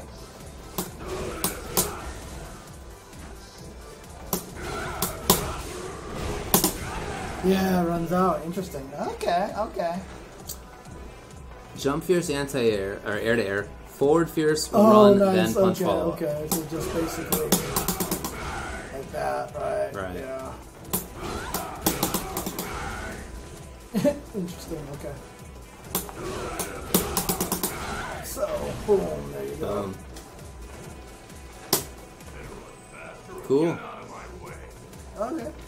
I'm down with this. I'm going to definitely give him a shot at some point in time. Me too. Alright, cool. Well, enough of Abigail then. Enough of Abigail. You want to take a quick break so I can fix the cameras, and then when we come back, we'll talk about tier lists and other crazy stuff going on. So. Yes. Okay, be right back, guys. Be right back. Oh, Potemkin mod would be so sick for that would be character. Cool. That'd be so cool. With his little helmet. Dude, that'd be sick. That'd be sick. Okie doke. So, Street Fighter V, a little bit more now. Yeah, we just talked about Abigail. So we just demoed Abigail, and now we're going to switch over to a little bit of extra Street Fighter V talk. What just happened recently is that I guess it was the Topanga group. They got together, they put together their tier list for Street Fighter V, and it makes sense in some places. It's not really like what I think anybody in the U.S. would have said. But it's always interesting to get different perspectives, of course. So, I'm just bringing it up here. I mean, some of the big ones, a lot of it is like, yeah, that makes sense. Right? Yeah, like, a lot of it, I mean, it's not like something that's totally crazy. A lot of it is like, you see it, and it's like, yeah, I do think that Alex is not great, probably, and like, you know. But there's definitely one very glaring... Yeah, maybe a couple. I think that there's probably one I think is the most glaring one, that is between...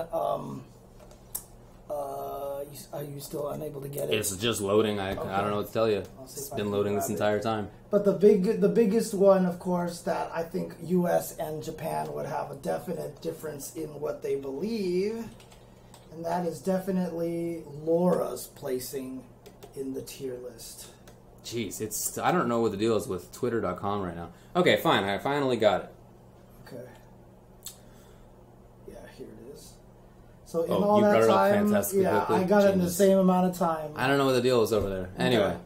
So basically in A tier, they have listed Ibuki, Okay. Boxer, okay. Rashid, okay. Cammy, okay. Karen, okay. Nakali, okay. And Akuma, which now I think everyone's on the bandwagon for Akuma being A tier now. Right. Maybe. B tier is Zangief, Guile, okay. Dictator, okay. Urian, Mika, Birdie. Birdie's a little surprised there. Maybe. You're not surprised by Urian, who you believe is the best character in the game? I think Urian should be an A, to be honest with you. I really do think he should be an A. I agree with you. Having him being in B is not a huge thing. I can see it, because I know there's a lot of people that don't think he is the greatest, so... Yeah, but like, is he top 10? Yeah, he's top 10. Obviously he's top 10. But anyway. Now, in C tier, they have Fang, okay. Ken, okay. Laura... in the same tier as Ryu. Nash, right next to Ryu. Yeah, right next to Ryu. Nash, Claw, Chun-Li, and Dhalsim. And then in the Woe Is Me D tier, they have Colleen, Ed, Jury, and Alex. I am on the board with Jury. I don't think Jury's good. I've been saying it. Oh yeah, Jury is terrible. I don't think she's a good character. Everybody's been saying it. However, I do think Colleen and Ed are pretty good.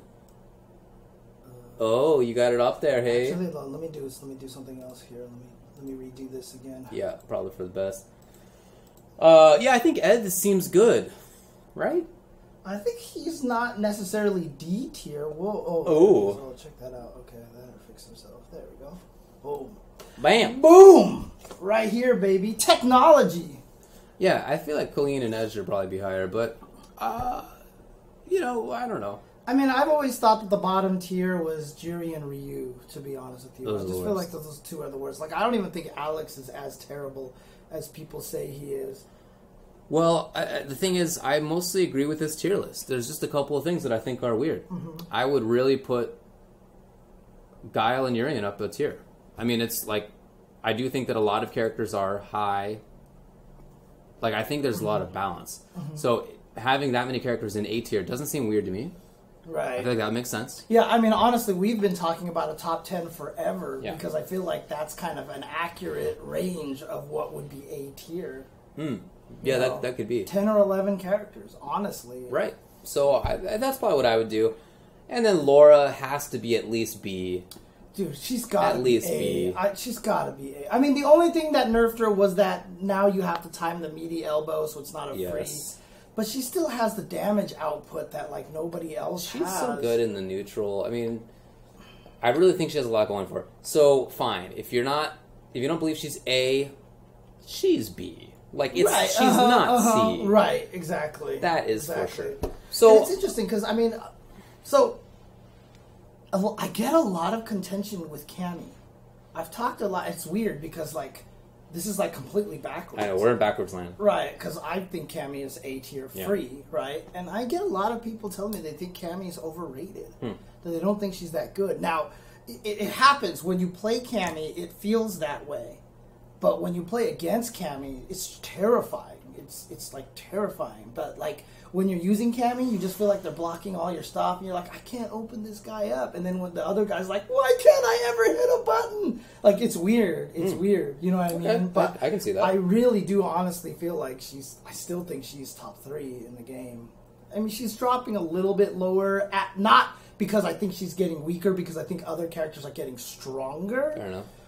Like, Karen is starting to kind of, like, fault herself above Cammy a little bit, because I feel like she is Cammy with distinct advantages. Yeah. Like, I thought her biggest weakness was no anti-air, but the Karens have been figuring that out, you know what I mean?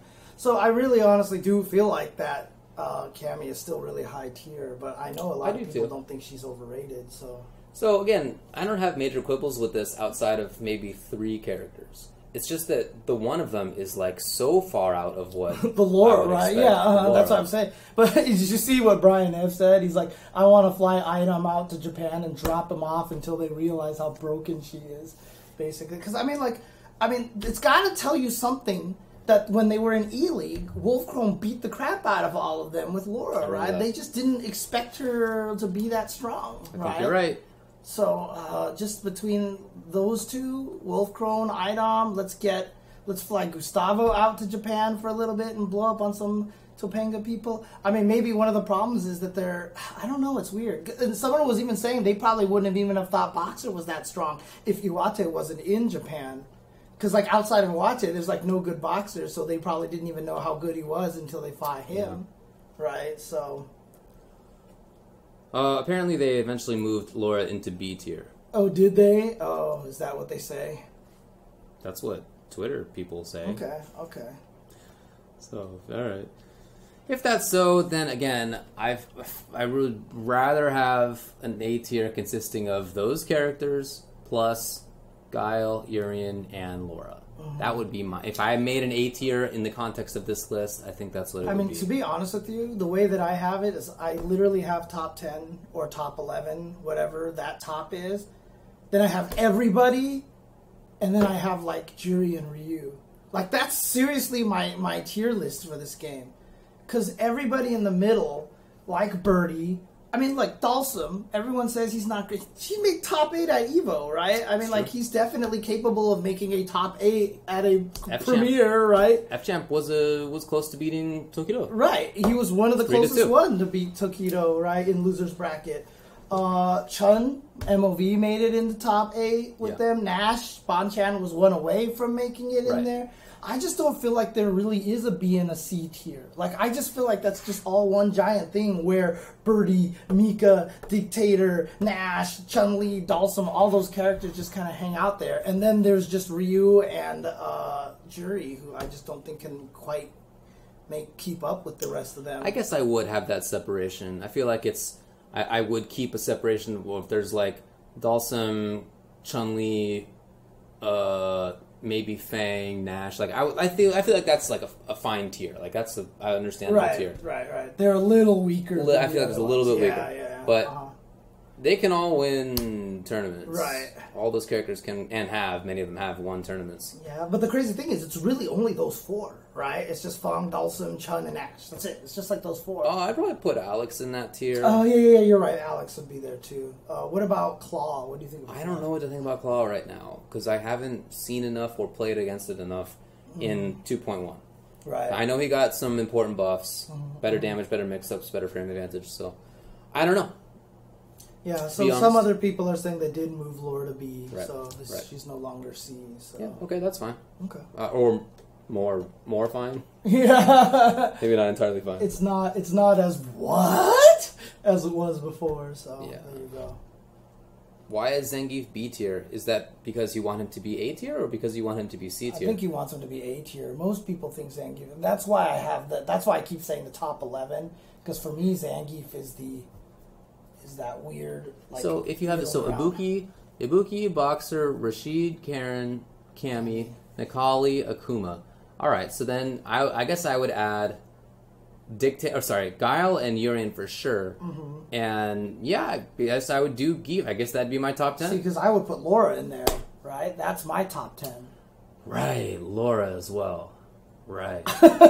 That's my top 10 right there. Rather than Geef. Right, rather than Geef. Because I still think Geef has a problem matchups, and Geef is the one character that really relies on you just having godlike reads in order... Because he can kill anybody, and if you have godlike reads, you will kill anybody. Yeah. But still has that problem where it feels like he's going to suffer in some matches, like when we saw Punk versus Itazan, Itazan had a little bit of problems getting in on Punk. So I just feel like Zangief takes a little more work, and I feel like the other characters aren't as work heavy as Zangief. Yeah, okay, fair enough. But again, like I said, I have him at 11, maybe tied with Dictator. Yeah. Because Bison, like, the way he's starting to look these days, he looks like a top 10 character right now. He's a good one. So there could even be a top 12. Actually, Ellie Hendricks did think that Geef should be C tier. Really? So, interesting. Okay. Yeah, I mean, look, Kenshin K7, Kenshin K7, says Juri, just says to me, no one knows what Juri can do. I really don't think that's true. I really think she's not good. Yeah. I think she spends too much time having to set up things that then go away too quickly and that don't give enough of an advantage anyway. Like, to be honest with you, someone linked me this video, like, here's all the things that the jury community thinks that she should be buffed, right? But, like, if you just made it so that, like, let's say she was like Jacko, and that her fireball stuff were just auto cooldowns and they charged up, and you could charge them up instantly if you had the time, like, that would instantly make her that much better, because, really, honestly, the biggest problem with her is she just has to lose. Street Fighter V is all about that stupid knockdown momentum. And the fact that she has to give it up all the time to keep charging these moves to make herself safe, she's like, she basically, her mechanic breaks what you're supposed to do in Street Fighter V. Sounds right to me. So that's why I just can't think of her as that good. So even though, like, I'll have trouble beating her, it's just because I don't know what the hell she does. I get killed. I get killed by her by nobody uses this character status, you know. So. Yeah. She can charge on block, that's true, but when she does that, she basically gives up her turn. Yeah. She's saying, like, okay, I'm safe, but now it's your turn to go. Unless you want to do EX pinwheel, which then you get crush countered, and you don't have much life as a jury to spend on that kind of stuff, so... Honestly, not great. What another one interesting buff might be is to give her an EX charge that she can do that's, like... +1 on block or 0 on block that charges all 3 of them up. Like if she just went pop, and then all of a sudden she had all 3 of them, and then you spend a bar to keep the pressure going and something like that. Maybe 0, maybe +1 is a little much. I don't know, but I get the point. I think that's reasonable. Right. It's just the charge mechanic needs some tweaking. Yes. The charge mechanic needs a little bit buffing. Agreed. It's just what I think it is. So. That's the biggest thing. Yeah. Even after that, I feel like she's probably not going to be high tier, but... Yeah, but that will propel her into that same tier. Viable character after Fong that. and Birdie and, yeah, you know, whatever else I'm is just in like there. Fong, So, that makes sense to me.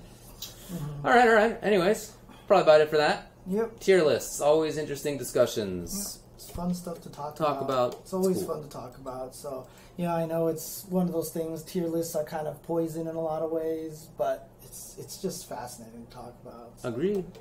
All right, so let's talk a little bit about some events. Dreamhack Atlanta happened, and not a lot of people went. I think most people are a little bit tired, don't have a lot of vacation time, you know, and stuff like that. They all just came from Evo. Yeah. So I think a lot of them were tired. But Punk was just back in business, just did what he needed to do, and took first place in that tournament. So in Street Fighter V. In Street Fighter V. Ice Effect was second place, Kami third. Oh, Kami was in okay. I saw a video of them playing, and I thought that was grand finals. It was winners finals. Then. I guess it must have been. Okay. So anyway, 7th place is KB Birdie, and DH Knowledge are up with Cammy. 5th place SB Dominion with Fang, Ed, and Guile. 5th place also BXA Squall with Nikali, and 4th Reese XXX DMN XXX capital X lowercase x. Yeah, that's how it is. With M Bison. Then Kami with Nikali and Kuma. Yeah. Injustice 2. 7th place is BV John Nitty, the hot dog. Which game is this? Injustice 2. Oh, the hot dog, really? The hot dog. Hot dog's pretty good. Nice. Hot dog's a good player. Oh, yeah. Well, anyway, so John Nitty, nice work. Firestorm, top 8. Shows what you know about Shows what I know. 7th place, PG Punk with Black Adam. Mm-hmm. PG Punk. PG Punk with Black Adam. And then people were like, weren't some people like trolling him, like, haha, you suck or something? Kind of like, I can't believe that Punk got top 8. Oh, okay. Like, this tournament must have been like, super weird. weird. Yeah. The only reason why you made it up there is because everyone else was a scrub. No, none of the good people made it. That probably is the case. But if he wanted to play it a lot, he could be really good at it. 5th place, Tsunami V, The Flash. 5th also Xenomorph with Wonder Woman. 4th, Trey Pound with Harley Quinn. 3rd, Homely with Batman. 2nd, OD Full Auto with Deadshot. Circa Forever King won it with Batman and Darkseid. Okay. Tekken 7. 7th, XL Trungi with Steve. Also, BXA Cody with Kazuya Heihachi. Deviljin. 5th, BXA Shinblade, Nina and Steve. 5th, it's Lil Majin with King. 4th, it's Joey Fury, Jack. 3rd, it's Princess Ling with Xiaoyu. 2nd place, Speed Kicks, PG Speed Kicks, Hwarong Jack. Winner, Streamy Anakin Paul. Anakin? Paul. Mm-hmm. Death Fist. Salem won Smash Wii U. Everybody was upset. But that's cool. Well, they're still upset? Nah, I don't know if that's still happening. But a lot of variety in there. Bayonetta, Sheik, Cloud, Donkey Kong, Zero Suit, Samus, Mario, Cloud, Samus, Zero Suit, Samus, Fox, Sheik, Cloud, Rosalina. No, that's cool. There's a lot of variety in it right now. So. Oh, man. I actually didn't see this one. Melee results. Top 7. ERG, Ryan Ford, Fox, and MSF The Moon with Marth. 5th place, CLG SFAT with Fox. 5th, Bounce Drug Fox with Fox. 4th, Tempo Axe with Pikachu. 3rd place, Fox Mewtwo King with Sheik, Marth, and Fox. 2nd place, Liquid Hungry Box with Jigglypuff. Winner, PG Plup with Fox and Sheik. Oh, okay. Nice work. There you go. Nice work. Getting himself into that higher echelon, because honestly, I don't think that there's been a tournament where a god has been at that they haven't won yet. This might be the first one of the year, then people can correct me if I'm wrong. But yeah, I don't believe that that's happened yet, so... I'm trying to see if anyone... 7 years, someone said. What? I'm not surprised. That doesn't actually surprise me. That's so long. 7 years? I don't know. Since one of those, 4 or 5 players have been in a tournament without winning it? Oh, Leffen has won something. Yeah, I'm sure Leffen has won. Unless they've count him as the pseudo god, right? I could have swore. Oh, so Leffen has done it before. Okay, Leffen in 2015. So it wasn't that long ago. Okay. So Leffen, only 2 people who do it are J-Man and Leffen. Does this not count though? Is this not like a major? I don't know. I don't know. Interesting. Okay, well there you go.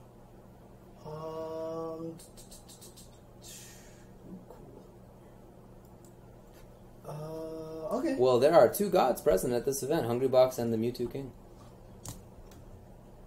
So he's the 3rd one who's not a god in this many times. I mean, look. Well, that's cool. I hope that happens more often. Yeah, I know. It needs to keep happening more because while it's great to see these same guys win over and over again because they are gods and they're idolized so much, I just think it's always better for the scene once the odds are a little more...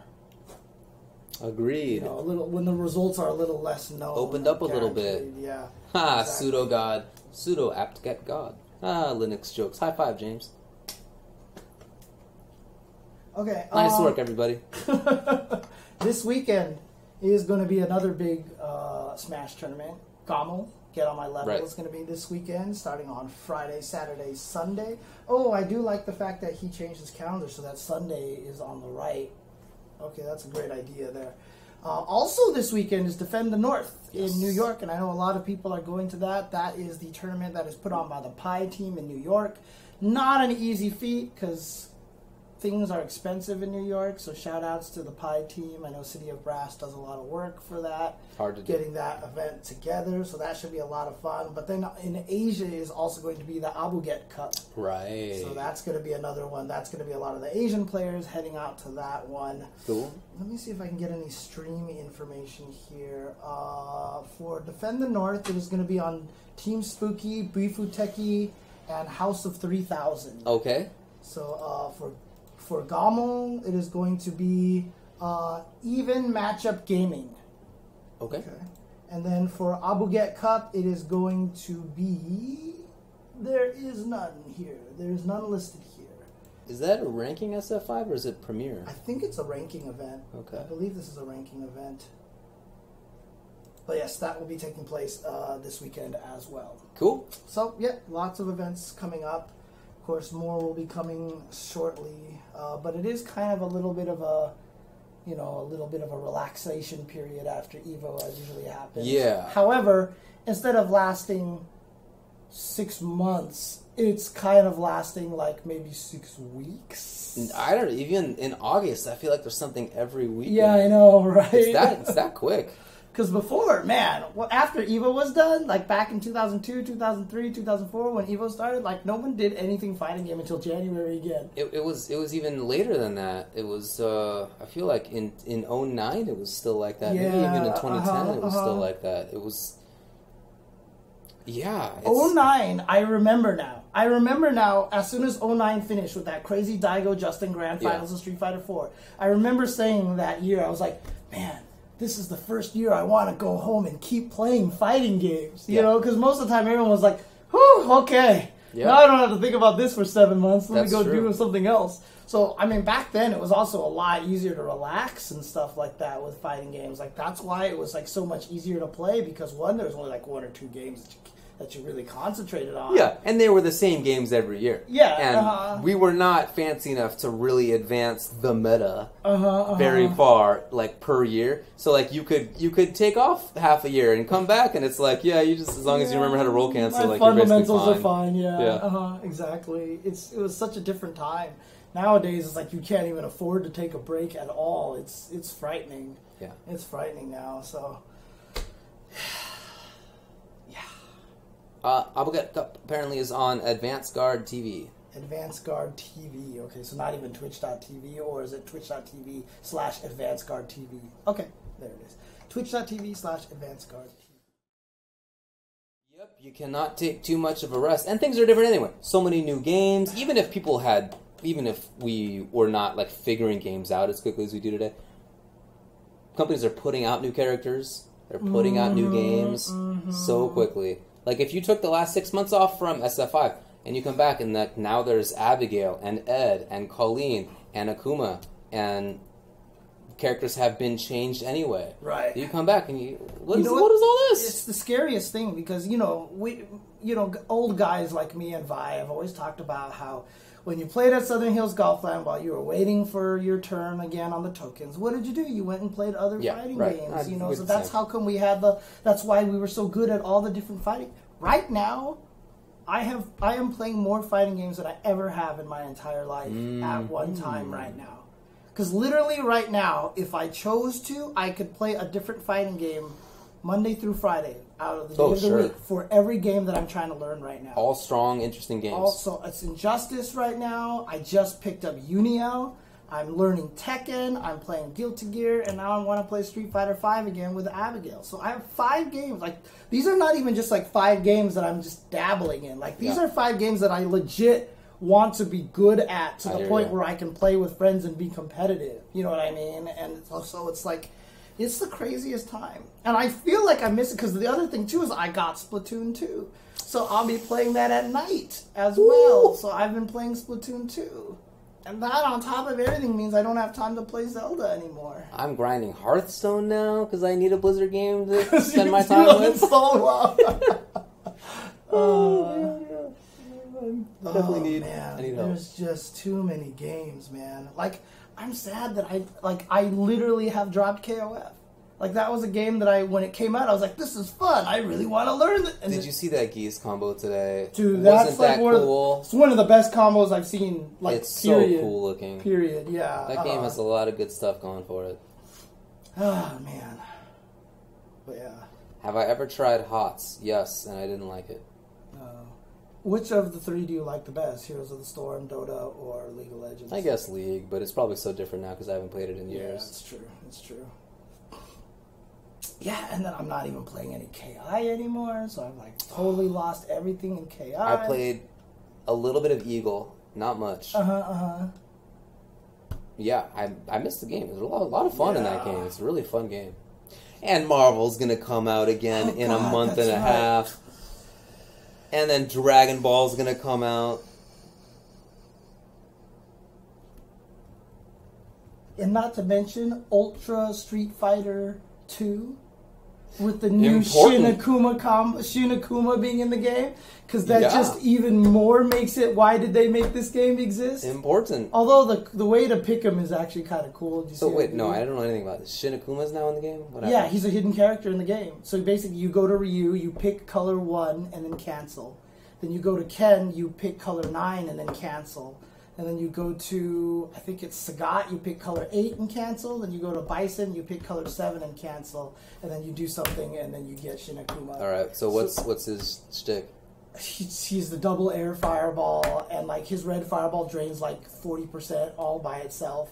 Like, there was a combo I saw where you did jump fierce, stand fierce into red fireball or something like that. And you see it's like fierce, and then the red fireball hits, and their life just goes, and it just like disappears. It's like that combo was like 90% by itself. Whatever. But the reason why it was kind of neat, though, was that the numbers that you cancel on spell out 1987, which is the year that Street Fighter 2 came out. So okay. That's cute. But yeah, Ultra Street Fighter 2. Yeah. I don't know why they spent the time on that. But then there's also Street Fighter 4 Champion Edition on mobile platforms. Also, an important use of resources. I know mobile games can be very profitable, but I don't know how many people are buying that. How did you just notice that I'm wearing a mustache? You must have just been listening the whole time. What a way to phrase it. You're wearing a mustache. Hang on, let me peel it off right now. Yeah. No, it's not going to happen. And Fantasy Strike actually may be interesting. Yeah. Fantasy Strike, I've heard a lot of good things about Same. it. In fact, I had a long conversation with Lord Knight about it at one point in time when we were just walking to the food court, and he was talking about it, and he says he really enjoys it. There's some footage by Boats and Joe's, who is in the chat a lot of the times, who put up footage of him, Lord Knight, and Snake Eyes playing against each other. I've heard a lot of good things about it, and so they have a crowdfunding right now. Yeah. Their crowdfunding's not going great, but I blame that more on the fact that they're not using Kickstarter or Indiegogo. They're on something called Fig something or other, and I don't know if that's the case. Maybe Fig ties into that, and I don't know. But I noticed that it's not doing great, but hopefully people give it a chance, take a look at it. Yeah, there's a link by Commander Pepper just put in the chat right now. Yeah, there you go. Let's see what they're at.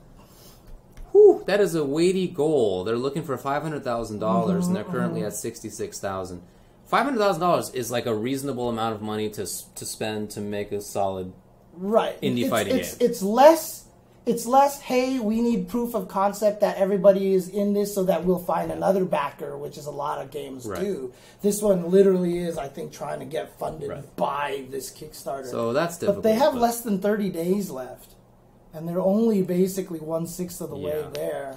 But if you haven't had a chance to take a look at it, please do go to that link that was posted there, fig.co/campaigns/fantasy-strike. Watch the videos, take a look at it, go find some of the videos that are online. Boats and Joe's, like I said, has a bunch of stuff on his YouTube channel. So take a look at that. And a lot of people I saw were playing it, and they enjoyed it a lot more than they thought they were going to. They liked the fact that they could just get into the mind games right away. It's based on left and right mix-up instead of high and low mix-ups a little bit There's more. a jump button. And then I like the way the health bars work. I was about to say the life bar is really cool in there. A lot of interesting ideas in there for sure. Just to catch you up. Because somebody asked if we like Abigail. Yes. Yeah. I haven't gotten a chance to mess with him much. In fact, just earlier on stream, I just messed with him for the first time ever. Yeah. I really enjoyed him. The Frozen one, we like Abigail. Yeah. So, tough times. Well, is there anything else to talk about today? So let me just do a little bit of game news. Oh, Fig allows actual investment? It's not just like your... Oh, that's right. It's actual investment, and you'll actually gain parts of the profits and stuff like that. I remember hearing about that now. Yeah, so you'll actually invest in the game, and you become an investor, so you gain parts of it and stuff like that. That's pretty cool, then. Yeah, that is definitely a problem. I know Bebop Balupop is saying that a lot of animations for Fantasy Strike are very clearly taken from other games, kind of like how that Marvel game ripped the Chun-Li super animation for Spider-Man and stuff like that. So there's definitely concerns about that, and that's a problem.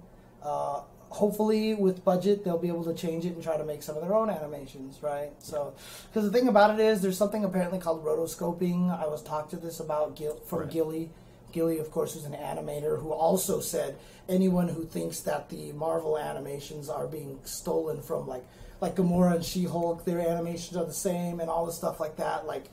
As an actual animator who's worked on AAA titles like God of War, Gilly's like, these are not copied animations. He's like, I can just tell. Yeah. They're completely different. But he was saying that stuff like the Spider-Man animation and all that stuff like that, he was like, yeah, there's a technique that you can copy other animations. I guess, I don't know if they go into the source or something, but there's a way to do it. All right. And I guess Fantasy Strike has been doing that a little bit, so... Bummer. But some news. So today, I guess Ed Boon says the next Injustice 2 DLC will include the most unexpected character. Now, he's not really an Ono-type troll, where when he says something, it's like, you just the opposite's gonna happen. Mm-hmm. It's not that, but at the same time, he does screw around a lot. Yeah. So I don't know what that means. At San Diego Comic-Con, Ed Boon did a video interview when he was asked about Injustice 2 Next Batch of DLC characters. I'm reading this from Shoryuken.com. When the topic of new gods entering the arena is brought up, he becomes visibly excited when saying he has already seen an unfinished cut of the next DLC trailer himself, and the upcoming reveal will receive, in his words, the biggest wow. The biggest wow. The biggest wow. Maybe it's a WoW character. Whoa. Maybe it's actually a character from WoW. So that's what he meant. It's the biggest wow. The biggest WoW character? It's got to be a Titan then. Yeah, so they're just going to put a WoW Titan. Sargeras comes to play. That would actually be... Oh my god. You're actually excited about that? Okay. Anyways. Of course, a lot of... oh yeah, that's right. Japan Cup. They announced Japan Cup.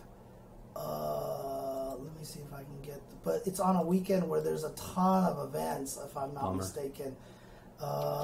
Yeah, it's going to be August 6th. August 6th, and if I'm not mistaken... Doesn't that say August 12th right there? No, in the... Oh, you're right. It is August 12th. It is August 12th. Okay, so it's the weekend after that.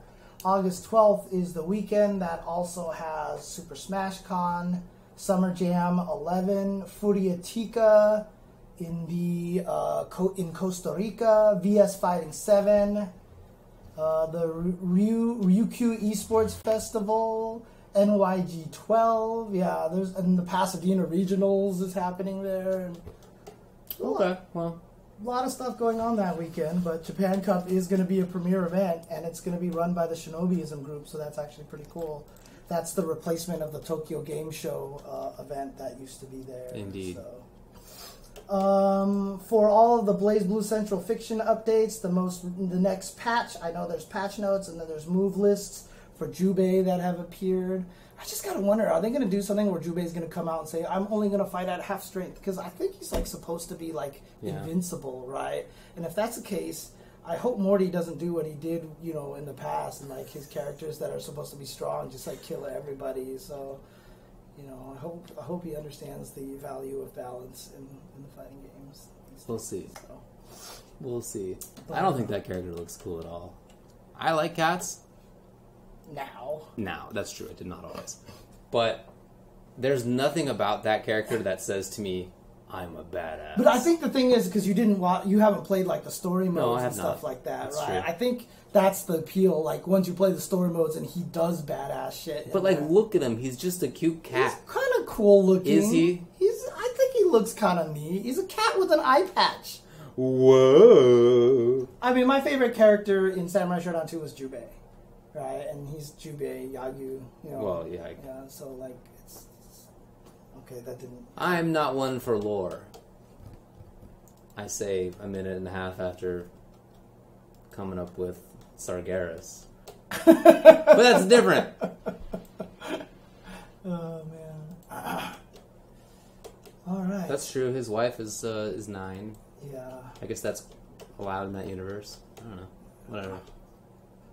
Also, interestingly enough, I'm not sure how this is going to work, but the Focus Attack organization that sells a lot of arcade parts and whatever like that has had a collaboration partnership with Udon Entertainment now. So I don't know what that means. I don't know what that means. I don't know what's going to happen about that. I would tell you if my Chrome was actually running a little bit faster and pages would scroll. Okay, here we go.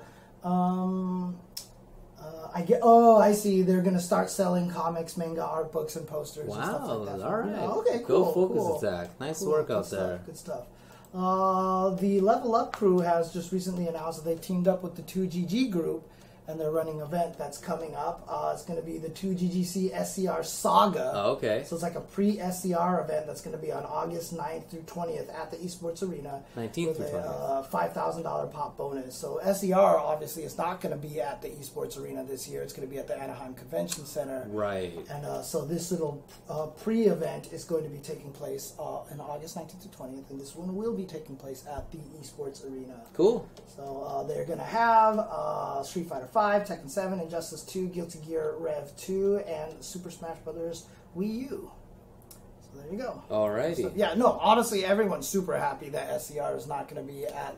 However, it's still a shame that it's going to be at a convention center, not a hotel. I'm with so you. there's definitely still going to be the walk, you know what I mean? But I'm sure they're going to find a hotel that's right next to it or whatever like that. There are ones that are right across the street. Right. And not even across the street. It's like in the same plaza. Right. That's what we did for Capcom Cup last year. I hope they can find ones like that because if it's further away and you have to drive, that means you have to park, and then that means you're going to have to spend even more money. Right. So, those hotels are not cheap, but it's not cheap to park there every day either. Right. So. In 3 days, finally, if you did not get the special pre-order version of it, Eliza will become available to you for Tekken 7 to download. So Eliza will be available on July 28th for Tekken 7 as DLC. So I got her because I pre-ordered from Amazon and got the special code, etc., etc. There you go. Yeah, go to Disneyland after you drown in pools. Look, that's 100% true. In fact, you might even just want to just go to downtown Disney. Like, I don't think a lot of people who don't live here know about downtown Disney, right? It's just like a little side area where it's like just restaurants and shops and stuff like that. That's connected to Disneyland. Yeah, the bars. And they've got an Earl of Sandwich there. Dude, Earl of Sandwich. Like, I'm not a big sandwich guy, but Earl of Sandwich is like super good. That. I love Earl of Sandwich. Like, they have a roast beef sandwich there, and they have the horseradish sauce that they have on there is just like so good. Okay, all right. They have good soups. They have macaroni. I don't know why. I'm hungry. You hungry are right clearly now. hungry. I'm very, very hungry. And there's also 2 hours of free parking at downtown Disney. Of course, that requires validation. And if you don't validate it, good luck, because you're going to be paying a buttload of cash. Yeah, it's probably because you can just walk to Disneyland from downtown Disney. They're literally connected. Yeah. The tram that drops you off at Disneyland drops you off into downtown Disney, the very edge of it. Which Isn't it before Disneyland? I feel like it's on the way to Disneyland itself in the tram. Yeah, basically. I think it is. Yeah. So, oh, that's right. The Arcana Heart 3 Love Max 6 stars 2D fighting game Kickstarter is going, and it's been funded. Oh, it's been funded, but people are pushing for a lot of the new characters in the game, including, for example, Shark Girl, which everybody is obsessed with, and I don't blame them because I'm still mad Shark Guy didn't win the Skullgirls. That's right. That's right. Shark. I mean, how did that shark character not win? That's right. Yeah, so there's this Shark Girl over here, new playable character, and she's literally just named Shark Girl. Shark Girl. There you go. So. Well, they were really branching out with that one. Boop. Shark Girl. Shark Girl. Shark Girl. The old glottal stop in there. Yep. Shark Girl. There we go. Okay. Yeah, Stanley. That's what it was. Yeah, for sure. Shark Girl and Lava Guy. All and then finally, if you're a fan of Virtua Fighter 2, the Shark Xbox Boy. 360 port of Virtua Fighter 2 is now backwards compatible on the Xbox One. Oh, that's kind of cool. cool. If you have the Xbox One, you can go play Virtua Fighter 2, unless, of course, your Xbox One is now broken, like apparently mine is, even though I never used it. Mine is sold and long gone. I'm so mad about that. I turn it on, it goes... It just turns itself off. I've reset the power brick. I've done all sorts of things. It's dead. I'm just going to have to contact Microsoft and be like, can you replace this, please? Because, like, this is, like, not cool. It's a Xbox 360. The Xbox One. Wait, Xbox One. Yeah. And the worst thing about it is, like I said, I barely use it. All I ever use it for is, like, to watch Netflix.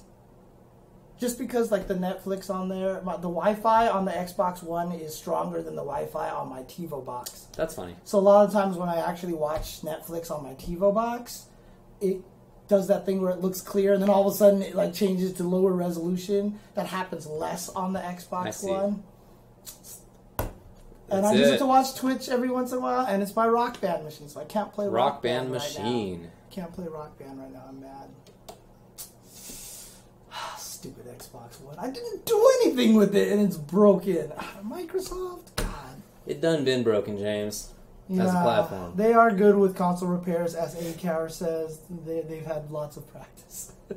So hopefully they'll be able to fix that for me. So I don't trust deli sandwiches unless one of my people's involved. Dude, Cappuccino, the new Colossus is so good. Oh, I haven't tried it yet. The new Colossus at Six Flags, like, it's a wooden coaster, but they built iron rails on the wooden coaster now, And do you remember how it used to be, right? It was like you had 2 tracks, so on busy days they ran 2 of the cars and they went like this. Now it goes on 1 track, crosses over to the other, and then does the whole thing. So you get to do the whole thing twice. There's actual inversions in it. It goes up. Dude, it's so good. The new Colossus is so good. X2 is unlike anything that you will ever ride in your entire life. So comparing anything to X2 is like a false equivalent. Which one is X2? The one where you sit in the chairs that rotate like this. Like, that ride is unlike any other roller coaster ride you'll ever go on. So, cool, like, you can't... Oh, it's amazing. Yeah. It's my favorite. It's, like, one of my favorite rides there. My favorite ride is Colossus because it is smooth and I don't get sick on that ride and I have super fun on it. Like, X2 can make me a little bit dizzy. Sure, it's crazy. But Colossus is, like, amazing and it doesn't make me dizzy. Do you remember... You know what I was thinking about the other day? Do you remember Flashback? Oh, God. So glad that ride is Flashback was the worst. Flashback was the... It was an interesting idea that just did not work. Automatic, if you don't have one already, by the end of it, you will have a headache ride. Oh, yeah. It was made to screw up necks. Oh, God. Yeah. Yeah, if you never went on it... Yeah, so many people in the chat even remember that, and they're just like, oh, God. It was tough times. Oh, man. Basically, the shtick of it was a very compact... kind of tall coaster, and you just kept on going back and forth. Right. Hence the name, Flashback. It was like a little marble ramp thing. Yeah. And every time you went back and forth, you go...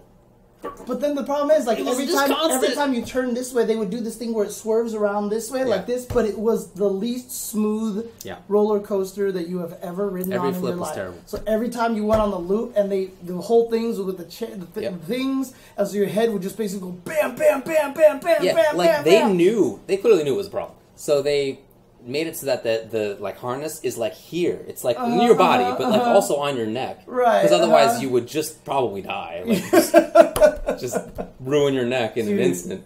But it was still terrible. Green Lantern messes me up too. Green Lantern is kind of that ride, but it's like think of that ride, but it's X2. So basically, you're sitting in the chairs that rotate, and the ride just kind of goes like this. However, X2, the way the chairs spin is programmed into the ride. Oh, is that so? It's always going to be in the same rotation every single time. Which is why the beginning is so great, because they make you drop face down, then you go head first. Green Lantern is completely random. Oh, I didn't know. And depending on who's sitting on the other sides and stuff like that, if you have heavy people or not heavy people, you can have 2 very different experiences on that ride. I did not know. The one time I got on that ride, I'm not doing that ride. Okay. I can't do it. Like, I was dead afterwards. Right. I was so dead after that. So, oh my God. Tatsu is the flying coaster, yes. Yeah, that's a cool idea. That one is cool, except the way they start the ride is like, you guys are jerks. Why? Because they built it on the top of the hill. It's not the tallest coaster in the world, but it's on the top of a hill. So the very beginning of it, they just make you go over the cliff. Yeah. So the floor is like, you go up and like you see a forest. Like you literally see like trees. It's like you just see, and if you're acrophobic, oh my God, it is the scariest thing. I feel like it's got to be tough to be on a roller coaster in general. Yeah, it's weird. Like, I'm totally acrophobic, but I'm not scared of stuff like Colossus. But Tatsu one is really scary. It's like, as long as you're lying down and the harness is like, I'm not sitting in a chair, I freak out. Deja Vu used to scare the crap out of me. But the other cool thing about Tatsu is that they have the inverted loop.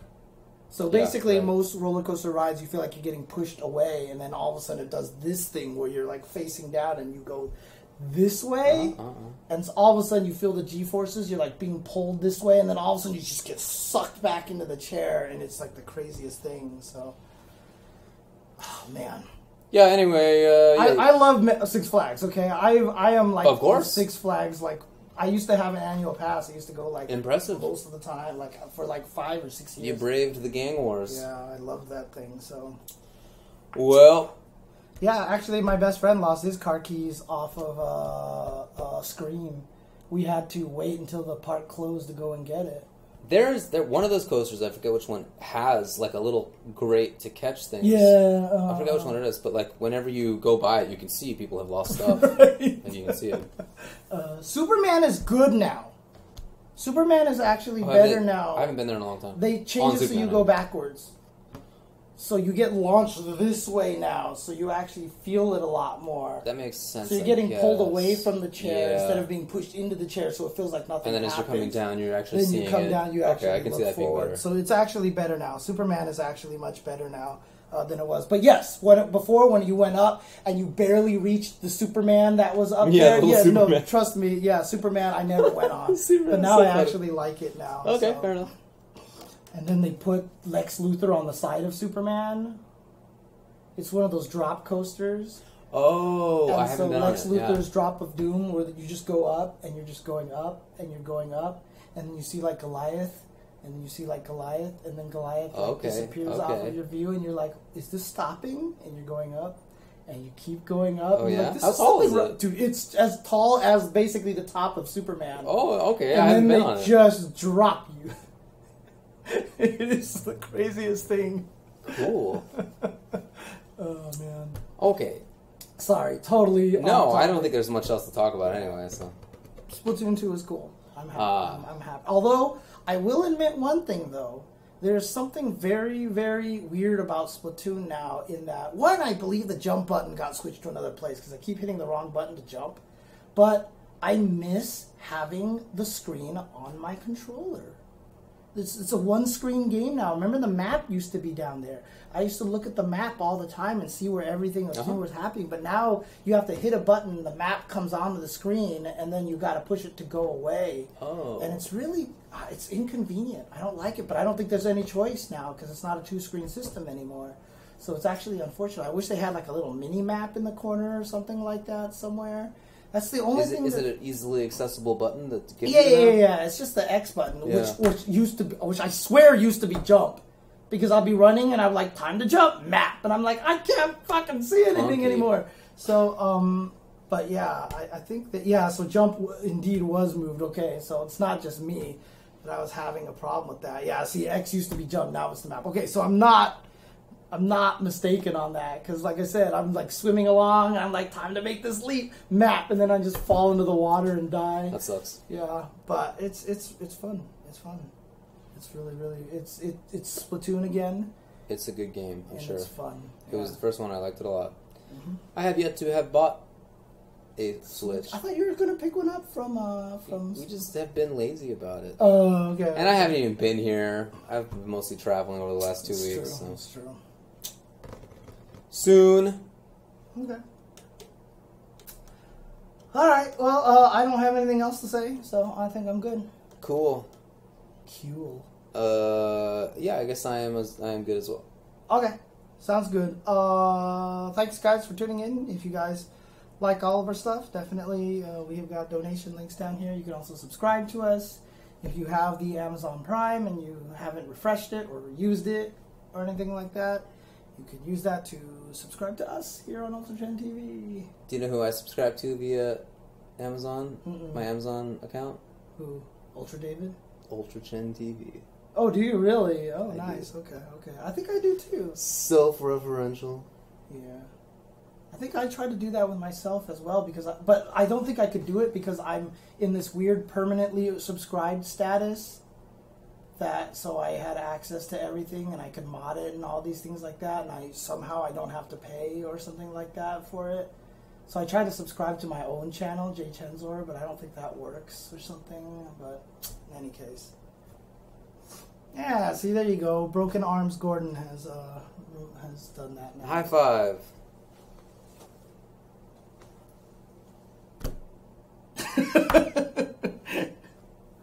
Are we done? Yeah, let's get out of here. I'm gonna go get a burrito.